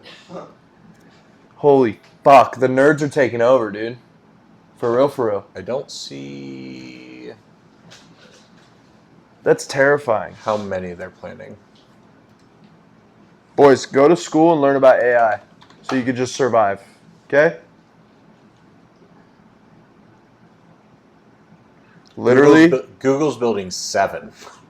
oh, 7 nuclear power plants Yeah, to power AI. yeah. It doesn't say how many. Oh my Amazon's- god, dude. This is not. Let's just throw a nuclear power plant in the ocean, run salt water, convert it to regular drinking water. Let's do that first. That's not how that Since works. What do you mean? That's not how that works. You can make rain that way. You can't make drinking water that way. You're telling me we can't take salt water and purify it and make it We drinking can, water? but it's desalinization. You wouldn't use a nuclear reactor Okay. cooling tower in order to do that. That's what I'm saying. Got it. Okay, then. Why are we? My point is, why are we focusing on this? Why don't we take California, Because Arizona that water have is been not a notorious big enough droughts? problem for it to be profitable. Yeah, I guess that's fair. Because like if you go east World of the domination Rockies, sounds a lot better than people being hydrated. if you No, go to you're the right. east of the Rockies, and you drill down 100 feet, you're going to have water coming out for the next 250 years. So like, it's all of us idiots that are living in the desert that have a problem with the water, and it's not a problem enough that it's a problem yet, or profitable, so that they can come in and be like, yeah, we'll desalinate the oceans for you. But eventually, we're getting to the point where like resources will become like scarcer, more and more scarce. Not if we just fucking make Greenland our 51st brother and we go take theirs. The ice, Well, we're gonna melt the ice and take what's under the ice. their land. No, the reason that did you see like right when Trump got elected, there was some jokes going around about Greenland wanting to become a part of the United States. Yeah, we're and they gonna- were all, and Greenland was like, go fuck yourself. Not all of Greenland. Most of Greenland. The vast majority of Greenland was not on board with this. Well, I think I don't know what you were paying attention to, but I saw the people because the reason that the Greenlanders are mad and like Trump is because they want to be able to drill their own land and they're not allowed to by the EU. The EU's not allowed to because they're controlling their drilling. So from what I know, the people, and we both could be right. There's some parts of Greenland that don't like the idea. There are some parts that like the idea. I know that the angle was if we were to acquire Greenland in some any way, shape, or form or fashion, we were going to be able to drill there and get the resources from there. Whether it was oil, fucking diamonds, whatever it is. Well, Greenland is a house for rare earth minerals, which are used Right. to like it's like lithium and things like that that you need for like batteries and shit like that. Whatever. But- That's what I was saying. But the reason that area is protected is because of species that are in Greenland that are endangered and climate change. So like those things are not necessarily like things that you want people to come in and start like blasting the ice apart to get to the stuff underneath. So the Greenlanders who want to drill just want money. And they just want to be like wealthy, and like it has nothing to do with actually like they should be allowed to drill. Like it's not like they've got an oil deposit underneath Greenland that they can go and like. Oh, No, we've got I think gas. they do. I think that's what they're saying. That it's very similar to Alaska, that it does have oil deposits. Yeah, it's also not Greenland isn't like their own tech. Well, they are technically a country, but they're part of They're part of the EU. Denmark. They're part of Denmark. Oh, which is in the EU. Yeah, Yeah. but yeah, like I don't know. There's lots of like things that could be done and like energy sources and like things and stuff out there that we could acquire and all this other stuff and water that we could pull from everywhere. For sure. But like We could also just build like a desalinization plant that is in Washington or something like that. That like just has we create a freshwater river system from there that runs the entire For length sure, of for sure. the west side of the country. For sure. I was just saying from a political standpoint, or at least the standpoint that we were just talking about from the jets and the AI and world domination shit, and especially what you just have seen China do recently is like they're going after the rare earth minerals as well in the world. Well, they have a shitload of them in China. That's And where they're also- that's where most of them come And they're also taking over the ones that are happening in the Middle East, which is what happened when we left Afghanistan. Well, They yeah, went because straight into China owns most of our debt, so they're collecting and they're allowed to go and do whatever the fuck they want with that Yeah. money. So that. Yeah. we've kind of got off topic though. We're talking about water rights in other countries and shit like that. What were we talking about before that? Well, Mike is a Muay Thai coach and he's our guest today. So like, if we could get back towards that, that would be dope. We could talk about world domination. Yeah, all that that's stuff. true. I mean, No, if we you got- want to talk about we world got, domination. no, we got to the F-47s because we were talking military and Air Force. Oh, that's right, because how your we got dad that. did Yeah. stuff like that. Yeah. And we That was a little wild. that was a What does quite, Trump call that? A weave? It's a weave. It's a weave. Yeah, we didn't complete the weave because we. Sorry, I cut you off Yeah, on the yeah, weave, you're good, but like you're good. we needed to let's bring it back in. Yeah, we were just talking about your dad being with the times and how. How did we get to the F-47? That's where we I got think off we just track. started talking about like technological advances. Yeah, I think we were, and then like your dad. Well, we were talking about like your dad was a cryptographic clearance and stuff like that. So like the crazy military advances in technologies. What got us to the F-47 is that you had said the military is always 12 to 15 years ahead of us in technology, and like think about the other kinds of technology like that they have that are not like That's not military related. This is what we've been told about. Yeah, for sure. Yeah, that's that. And Well, how long do they take to declassify any of this shit? Well, the F-47 is still technically under development, so Yeah. theoretically, like that one is like not like we don't have a whole bunch of details on it, but It's like the concept car. but like they have to put that one out there because of the cost of that program. Yeah. Because that program, I think, is a couple $1 trillion Yeah. program. So like, yeah, that's insane. yeah, it's nuts.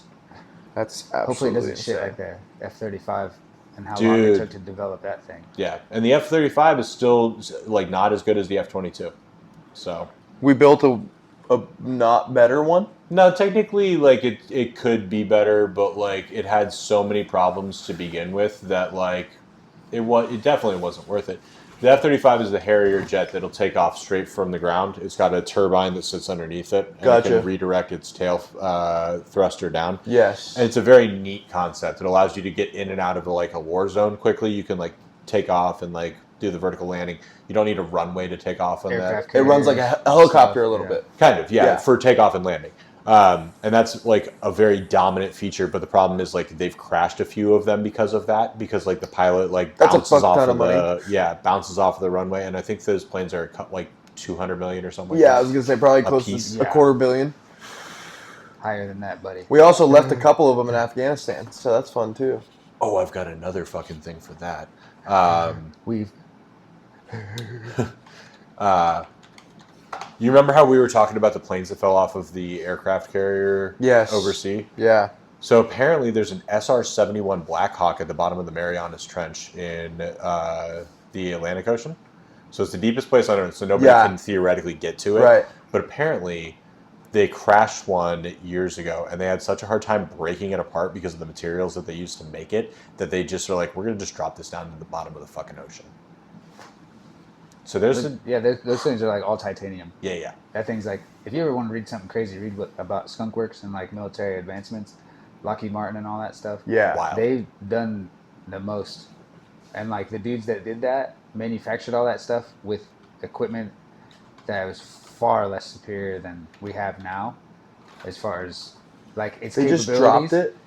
Yeah, the Ikeban wreckage, final resting place of Blackbird number 61, better known as the Ikeban, was 2,500 feet, 27,600 feet Holy below shit. water in the Marianas Trench. How do they know it's that far down? Because they picked the place. I think they used sonar or radar or something like that. But yeah, this is like the plane that crashed. And like, obviously you can't salvage it. But because of what it's made of, like, they couldn't fucking, like, destroy it. So they took it out on an aircraft carrier and just dropped it that bitch to the bottom of the fucking ocean. That's insane. Yeah. Uh, That's the fastest engine that's ever flown on Earth. it's a fat fucking engine. And they just fucking dropped it to the bottom of the ocean. The F-35 cost the program was $2 trillion, and each one costs $100 million. $100 million. And we destroyed 2 of them. At least. A lot more than that. Well, yeah, I'm talking about the story he brought up. We had 2 that got destroyed on an aircraft carrier because they were just making a negligent mistake. They fell off the side of the Or plane. they fell off the side. I don't know that those were aircraft carrier. F-35s, though. I feel like that was is the 35 the Tomcat? Hold on. F-14? Oh, it might have been an F-14.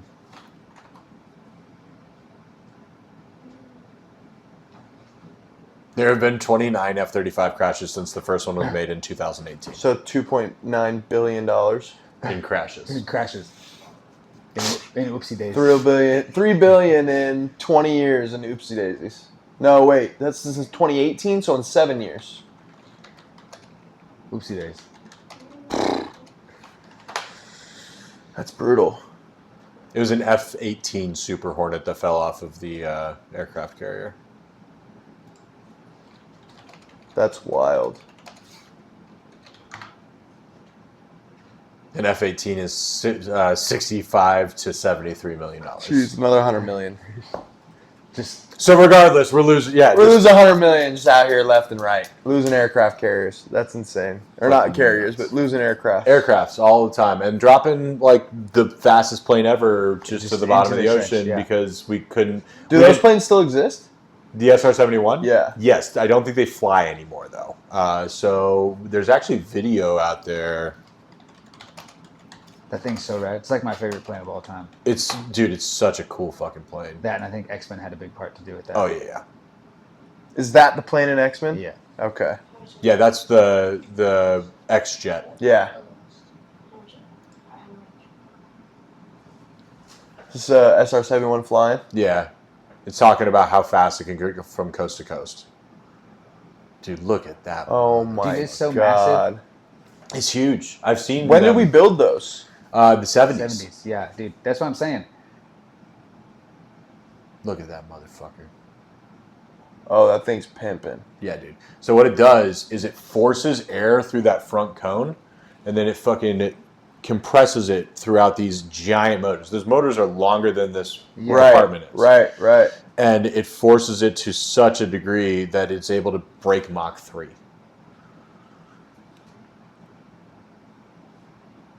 The reason that they have a point on the very front of it is because if they didn't, they would rip the front of the plane apart because Yeah, of the that amount makes of force. sense. The amount of force from the air. Did you also know that as that thing heats up, like while it's flying, it expands? The like entire 3 thing. feet? Because of the metal getting hot? Because it's like, Because the friction of the air across the body of the plane. yeah. And yes, thermal expansion, all that shit, yeah. But yeah, because of that, the material is allowed to expand with the heat. So when they designed it, they had to make sure that it was able to do that. Right. So when it's on the ground, it's not like, it's kind of like, and then when you get up in the air and everything Soft. Smooth. tightens out. But Yeah. it's titanium, man. Titanium's so resilient. Like, it's not that it's like, it's just such a resilient material, man. I wonder how many are still like able to fly. Why didn't we redo that program? Why did we ex-nay those planes? If they're the best ones we've ever made. We weren't fighting Russia anymore. That's fair. The Cold War ended. Well, the U-2 was developed for like first, and that's like all the spy planes that they did, and then that's how that thing became. So of the 32 that they made, there's only 32 of these things ever made. Crazy. 20 of them are still around. 12 were lost in accidents. 20 are scattered across the United States in museums and institutions. And NASA was the final operator. They used them for research until 1999. So all of them are in museums at this point. So none of them fly anymore, Dang. which is sad. I want to go see Decommissioned one. for 26 years. I think you could see one here. At Luke? Yeah, no, I think in Southern California or Tucson. I think in Tucson at like Davis Mountain they have one.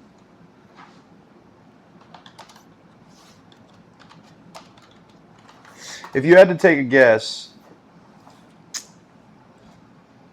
of the upcoming guys in the gym who could reach UFC champion status, whether it's multiple guys or just some of the guys coming through right now, who do you think it would be?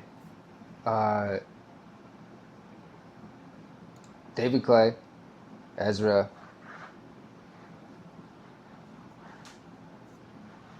I think JoJo can make it.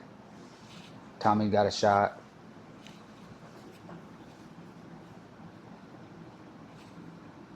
JoJo Griffin? Yeah. I love that you said that. That's my JP, dog. Joe Perez? Yeah.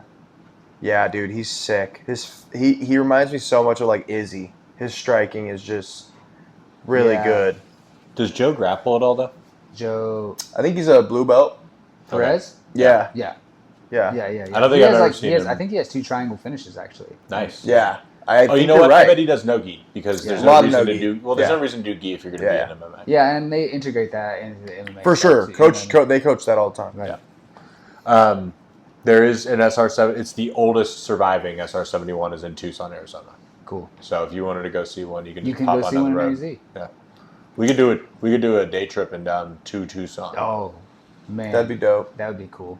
I don't think they let us film in front of the SR71, but we could definitely like set up outside and like be by one of the You planes. don't think they could just? You don't think if we did it like vlog style?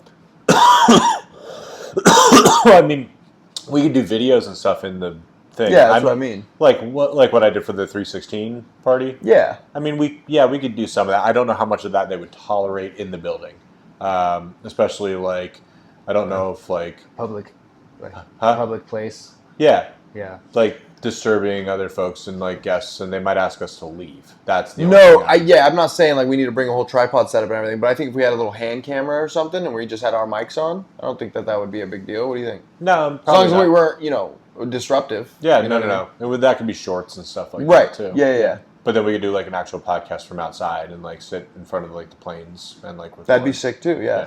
We can make it into a whole little thing. Yeah. Yeah, that'd be fire. I wouldn't mind that. Yeah, because I've seen one because they have one at the Dayton Air Force Base, Okay. right, Pat? So that's where I bet you they have one down in San Diego. they do actually. California has the most. Do you guys ever go visit all those like military bases or like the ports where they park all like the Navy ships? Well, I didn't move to California until like I was 28 or 29, and like I didn't make it to San Diego until like 2 or 3 years ago. So I saw all that stuff when I was super young. We went to San Diego a lot more when I was younger, so I did see that stuff. Yeah. And my dad had Navy family roots, so we were able to see some of that stuff. That's cool. But I haven't seen anything. My grandfather was Air Force, and then my grandfather actually worked for Aerojet, which was the company who built all the major engines for all the space shuttles, like Apollo 18 That's and cool. all that shit. Yeah. So when I went to go to my grandpa's retirement celebration up there at Aerojet, there was some sick ass fucking planes Oh yeah. that they had there, Oh, that they had worked with the U.S. military and all that shit. So that's like the time that I was able to like unlock this aviation interest. It's fucking crazy. I've always wanted to be a pilot. I want to side quest and go be a pilot, get my own private pilot license. There's one in Palmdale. Palmdale. Yep. Okay. There's one at Edwards Air Force Base. Escondido. The museum there. Yep. Yeah. And then Castle Air Museum near Atwater. Okay. Yeah. I'd be down to go check one of those bad boys out for sure. That thing looks like the Black Death, dude. That thing like it's gonna come fuck you up. I don't even know. I think it was a reconnaissance plane. I don't think it actually was able to kill you. Yeah. No, it was all spy. Is you like UAV type shit? Yeah. So it stayed high up in the air then. Yeah. Way. Yeah, it did not The carry highest- any the weapons. highest of- It's the fastest, fastest, and the highest. highest flights ever recorded. With they were sick-ass just cameras. spying on you. Yeah. Yeah. That's fire. Yeah. Imagine the cameras that they had to Dude. have back then. Dude, that's what I'm saying. The military's always 20 years ahead, bro. Yeah, Minimum. this thing wasn't for killing people. This thing was for like finding out like the secrets. Where they were, yeah, so the we can things get that you guys didn't on want the ground to know. go kill them. Because you had to fly higher Yeah. than their Anybody anybody's else. planes. Yeah. Than Yeah, their you had to radar. fly. Then their radar. Yeah. And the planes' radars that they're flying. Yeah. That's crazy, bro. That's so sick. Yeah. Yeah, we got to go see one of those bad boys. They only made 32 of them? Yep. Dang, we were spying on the Russians, dude. We wanted some info. necessity is the mother of invention. And information is very valuable.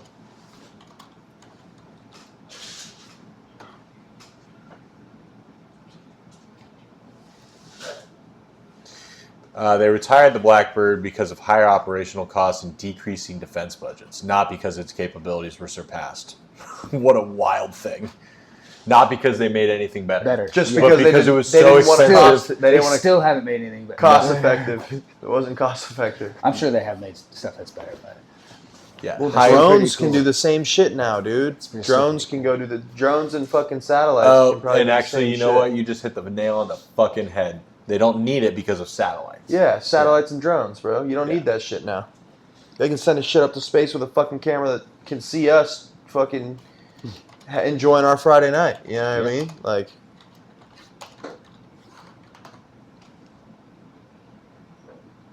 but man, I would just love to see a little Bro. Blackbird doing a little surveillance. You know what I mean? That'd be You'd never that's see- intimidating, dog. So Yeah, you'd never see it, never but see yeah. anything.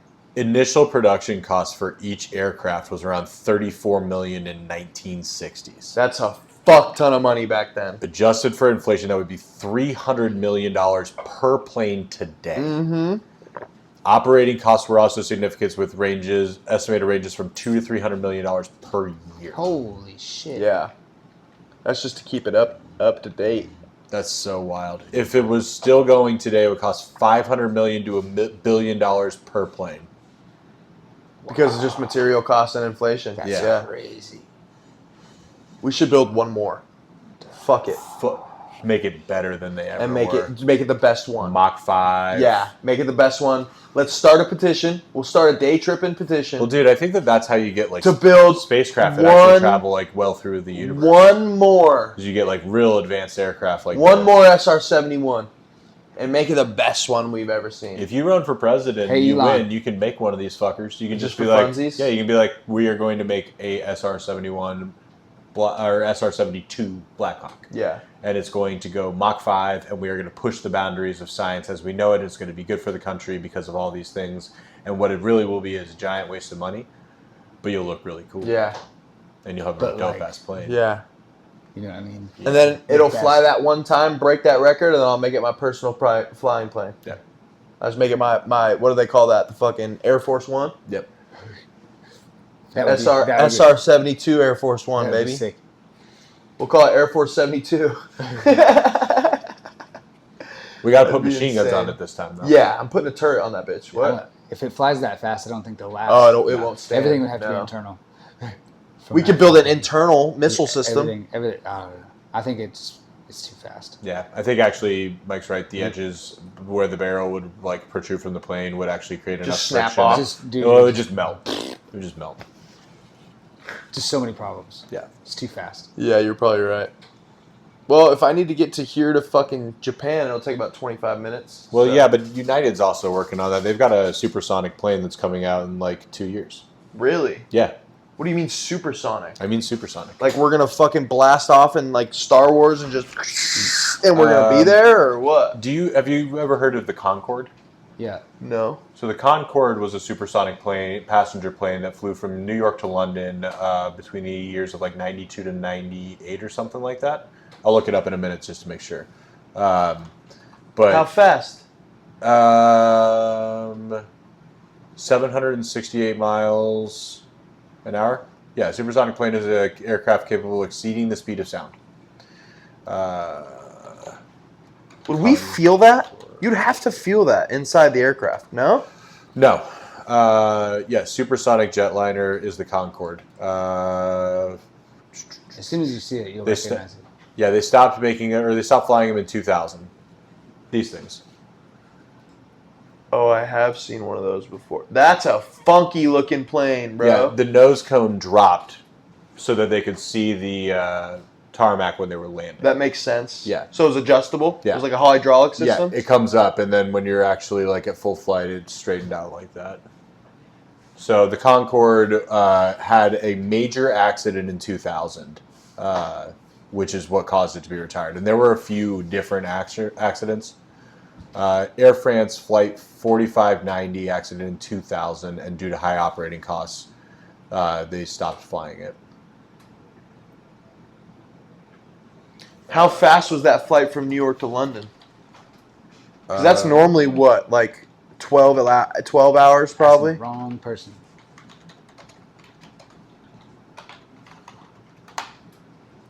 Three and a half to 4 hours.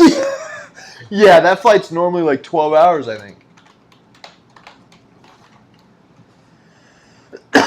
And so you're saying that United is working on a new supersonic passenger plane?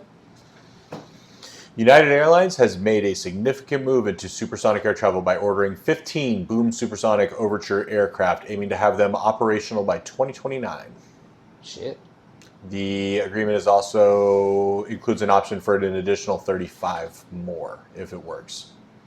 Overture is That's going designed to be expensive ass travel, though. Oh yeah, dude, it's designed to fly at Mach 1.7.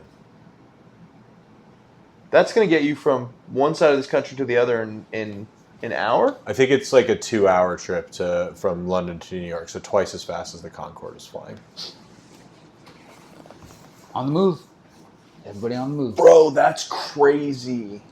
It's the direction we're going. We're just improving on the things that like we thought were crazy before, and like it'll continue to happen. Like, Bro, what if somebody has a Think about, like, a private plane. passenger plane? That's a like a private jet. That's that kind of supersonic private jet. well, there already are guys that have like there are decommissioned like F-15s and stuff like that like billionaires own. that they travel in? Yeah, so like they can like That's crazy. yeah, like I think that there was one for sale in Arizona when I moved here, which was kind of crazy. But it's like a couple $1 million for like an old like jet that flies like Mach 2, and then you like fucking just travel around the world in that thing. Wild. Yeah, you have a pilot that's a former Navy or Air Force guy who comes in and flies it for you. How many passengers are in those things? Yeah. One. It's a jet. Yeah. Like the military is. There's one seat in the front and one seat behind it. And they just fly you 2 hours to where you need to go or whatever? Then you fly home. But you show up in a fucking jet. Yeah, with the We show up to suit. the airport in a military jet, basically. Yeah. It's kind of wild. That's so Can't bring a insane. lot with you because of like capacity issues. Yeah, and of stuff course. Like that, but That's why I said how many seats? Fuck your Porsche. Yeah, Let's take dude. my jet. I'll just take my I'll take F-15. my F-15. This But thing took eventually- down some China birds back in the day. Eventually, there'll be billionaires who own these things that are just flying around. That's what I was asking. Is Yeah, like, like is a there, party bus basically that goes 1.7 Mach 1.7. Yeah. Yeah. That's gonna be a $50 billion investment probably. Yeah, that's why Boom Supersonic is like such like if they're relying on this. Like if this works with United, then they're Yeah. going to be the plane maker. The premiere. Yeah, they're the next Boeing. And Boeing's having a lot of problems right now. Right. So if this takes off and this works and it's actually feasible and like you can do it for the masses, then you replace all planes with hypersonic planes.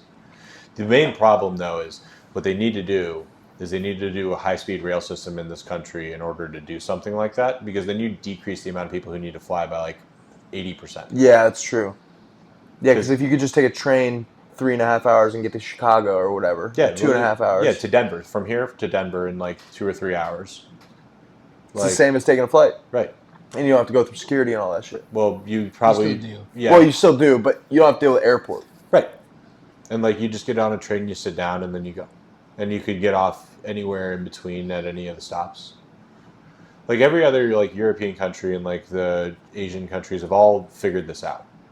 It's just us. Well, New York kind of has a similar system, no? Like New York No. and Chicago has similar train systems? No, their train systems are dog shit. Their train systems go 30, 40 miles an hour maybe at the top end. What we're talking like a bullet train is like 200 to 300 miles an hour. You're saying Europe has already figured this out? Yeah, dude. They're Oh all yeah, over. Europe, Japan. Oh yeah. They started this in the early 2000s, and actually maybe even the late 90s. That's pretty dope, actually.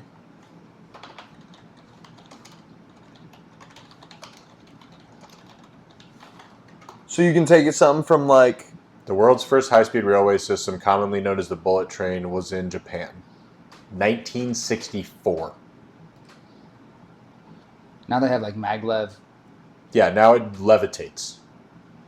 Because it was such a success, 100 million passengers have ridden in the first 3 years of the first high-speed rail system in Japan in 1976. You said now it levitates? Yeah, now it's a magnet train. So the first one that they did ran at 130 miles an hour. That's pretty good. Yeah, especially back in the day. Yeah. Damn, the Japanese are smart. And they don't even need that. They're on an island. They're an island. They don't even really need that.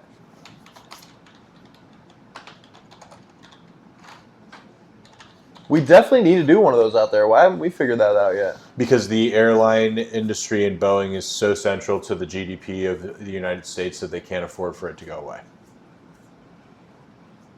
Current fastest maglev train in China goes 268 miles an hour.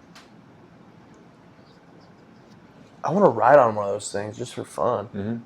You can't even feel it going that fast, I bet. No. And like, look at how they look. Yeah, that's sick. Yeah. I bet you there's some dope-ass fucking scenery when you're flying through those bad boys, too. Oh, yeah, dude. There's video. You can watch, actually, we can do that.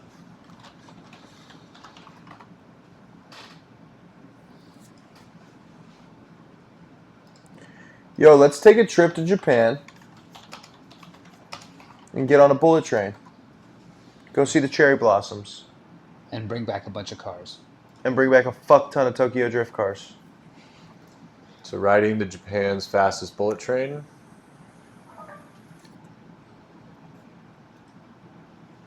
And then this is in first class, too.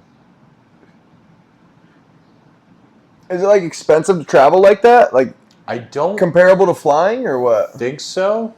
We'll look that up here in a minute.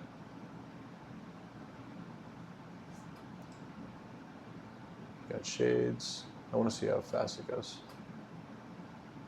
Look at those posts. And they're still in the city. So the other part of this is like in the city they can't go 260 miles an hour. Right, but once they hit outside the mainland. See the water bottle shaking? Yeah.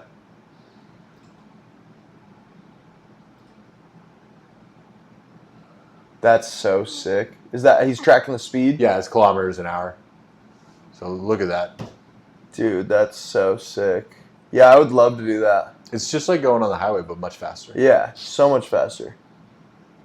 And this is much slower than the Chinese one. Dang. Yeah, so 315 is like or almost 200 miles an hour.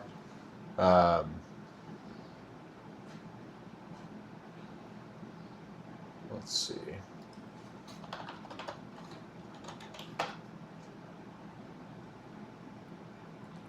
Kilometers per hour. Dang, those things are fast. Bro. Overtaking a regular train. Yeah. Yeah. Oh my god, that thing's flying past it. It was sped up a little bit on that video. For sure. But even still, just the overtake is insane. In that short amount of time, Yeah. it's like goodbye. And it's Yeah. also in town, so it's going slower than it normally would. Right. Craziness. That's insane. All right, so we're gonna fucking end it on there. We're gonna take a day trip to Japan. We're gonna get on a bullet train, and we'll figure it out. And I am not going to Japan. Why not? Because I am 6'5" and my knees live in the back of the seat in front of me when I fly, and I'm not taking a 16-hour fucking flight. All right, well, I'll go to Japan with you. I'll take a day trip to Japan. There you go. We'll get the content back. to Cool. you. Yeah. As Mikey- long as you give me Mikey's the in Japan? content, we Yeah. can make it happen. Yeah, me in Japan. They probably think I'm a celebrity with how fucking crazy. I'll send I my am. girlfriend with you. She's talking about wanting to do these long like flights and stuff like that. I'm like, all right, well, we'll see about that. Why don't you just pay for an economy seat and get the leg room in the front? Because it's so expensive to go overseas like that. Just You're talking economy? you're talking about a difference of like $1,000. Just to go from like The middle of the plane to the front of the plane? Yeah, bro. For the extra leg room? Yeah. Damn, that's crazy, bro. How much? I feel you though, because I'm I'm a bigger dude, so I feel you on that. But Yeah, so a normal, not like economy seat is $1,300. yeah,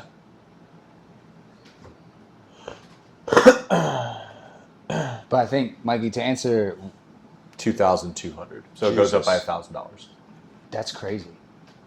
To answer your other question, I think we got some other guys that can do stuff in other organizations also.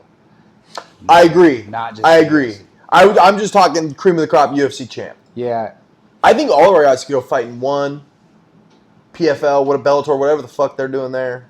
I think they just have a lot of opportunities, man. They get to keep working, they get to keep grinding, and like where we go, who knows? Yeah. But like the model of consistency, the model of respect, you know what I mean? I'm so excited to see what happens in like the next 10 years. Yeah, I'm excited to see what happens this fucking year. Yeah, obviously. But like, But there's like some big stuff coming up too I know. for the gym. I know. We're getting the next wave. The next wave is Big coming. stuff. We're right Yeah, on the doorstep. But we still got other people that end up fighting. I think there's fight news coming up for Dre. Yep, I saw that. I think like wherever Ezra, Tommy's got his coming up in like a couple months. Like Ezra's got a fight coming up, right? I think Ezra's got one, but there's just a lot of stuff coming up this year that like you can have a really solid. We could have a crazy record at the end of this year as a gym. Yeah. And what's cool too is like the amount of jiu-jitsu competitors too. Yeah. Like just kind of overall, you know what I mean? We do have a lot of everybody's competitors. still competing, like, but they still have their hobbyists. We just need these people to stop dropping out because they see how good Redhawk is, and that's watch amateur these fighting. guys. Yeah, though, but that's just it. Don't matter. It don't matter what gym, man. It's gonna happen. It's gonna happen. Is it like that for like all amateur fighting? Man, there was a lot. There's so many. You show up, like, how many did David have that one? 5 opponents pull out? Yeah, in that Really? one camp. When yeah, was that? He had that was Some stupid dude. his Montana card. It was when he went to Montana, and then even at the very, very end, fight day, his dude was pulling out of the fight, didn't show up. He was in the parking lot, and they were trying to pay him. Tim was trying to give him cash to go in there and fight David. Yeah. And he still didn't go in there and fight David. Well, it's just like the Alaska thing, man. Like, Yeah. you get ready, you get all your work done, and then you show up, and the other guy's afraid, and the nerves get to him. It's just tough. Yep. But I know we're wrapping up. Appreciate you. Yeah. In the gym, like training these kids and teaching them and doing all the stuff that you do around Redhawk. Like it's really cool to watch, and like we appreciate having you around. I think all the coaches there have the same like idea, is like they just want to use their experience to help everybody else. Yeah. Like get better, and please don't make the same mistakes. Please don't make the same mistakes Yeah. we made. Like we're there to do that. We're there to help you, guide you, be better. That's what a good coach is, too. And evolve together. You know what I mean? Yeah. And like, what's really cool is there's so many different levels of experience and like so many different martial arts that like we truly get to like. It's a healthy melting pot of creativity. We kind of get to like mix it all together. Like, I love watching like Mark integrate his like all of his experience into the wrestling. Yeah. It's like it's not a thing, and he'll come in and do my class, and then be working with some of these other dudes and stuff that we use in like Muay Thai is 100% translatable to the MMA. 100%. Like- 100% translatable to the clinch game. And like, wrestling. yeah, all of it. Yeah. Like chain wrestling, all this Yeah. stuff. And like being able to have all of those dudes, multiple people with that experience that are also like free thinking, Yeah. like in the way of like, Open-minded. Hey, this just doesn't have to work this way.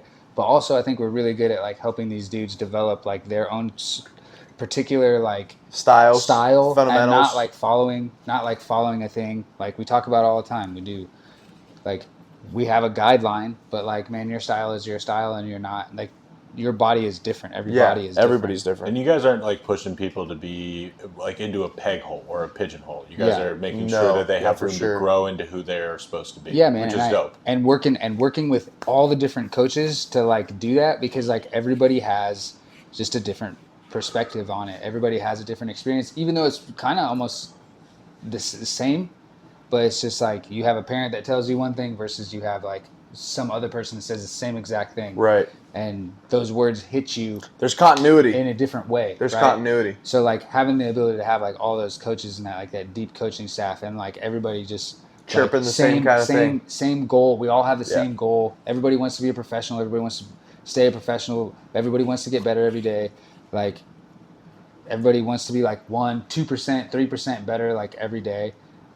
I feel like Drakar's gonna go kill this dude he's about to fight. I don't even know who he's gonna So fight. excited. But Drakar lost his last one, right? Yeah. Yeah. Yeah. Yeah, I don't want to back That- that Detroit boy into a corner. That last one was a rough go. Yeah.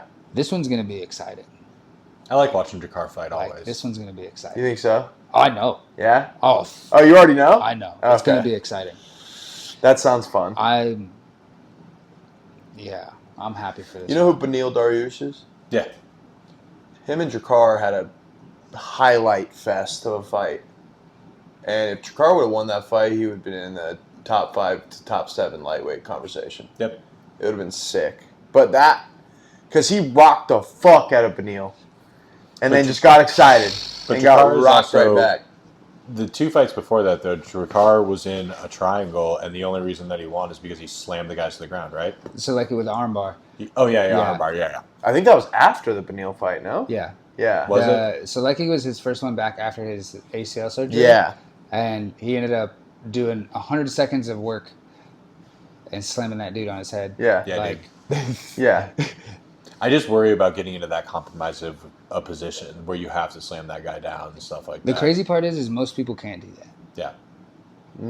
Yes. I don't think Like you look at I think Drakar's naturally strong. Yeah. people So big and strong. for don't his realize size. how strong Drakar is. Yeah. Like, that boy is thick as fuck. dude, and it's like, His legs. yeah, His legs. He's so strong, like all the time.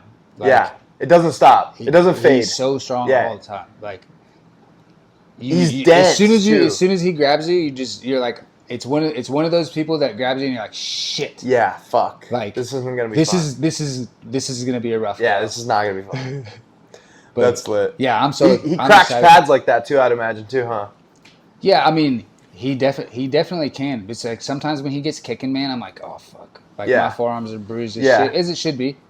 You know what I mean? Right. If you kick worth of shit, like you should be bruising. Bruising up your guy who you're Yeah, kicking. I mean, that's the goal, man. Bro, I feel bad for guys that have to like hold pads for like Francis Ngannou.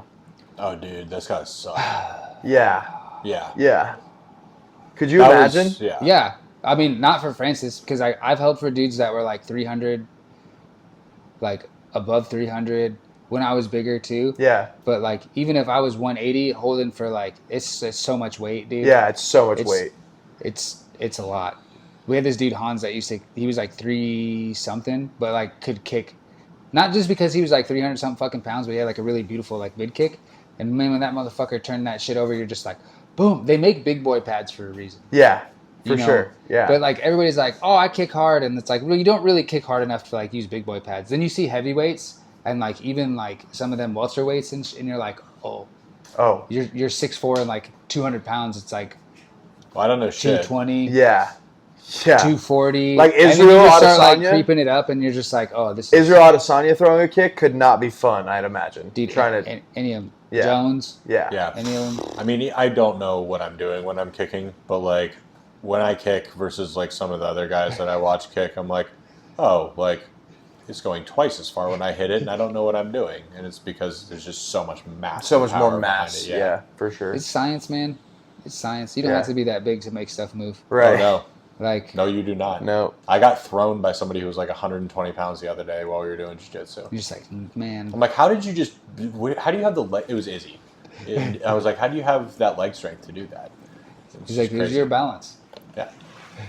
He got you. It's all leverage too. When you're big, you're more susceptible to fall off balance. Yeah, he stuck his foot in my hip and just rolled me right over with Yep. his arms extended, and I'm like, all right, cool. I guess this is what we're doing. Yeah. Literally. Well, gentlemen, I appreciate you guys. Appreciate you as well. Mike, thank you for Yeah. coming. Thanks for coming on, Coach. We appreciate you. As always, boys. Yeah. Thanks for coming in and hanging out. Appreciate you being patient. Thanks for not tearing the place down, little one. Thank you, boys. We appreciate you. Love Don't you. give me that look like you. What? Like why? Like me? you wouldn't do Yeah. that? Exactly. Like you wouldn't? Like yeah. Not you. All right, Trippers, we're out of here. Appreciate you. Everybody take care. This was episode 12 with Coach Mike LaVera. We're out. Appreciate you. Stay trippy, Jubbins.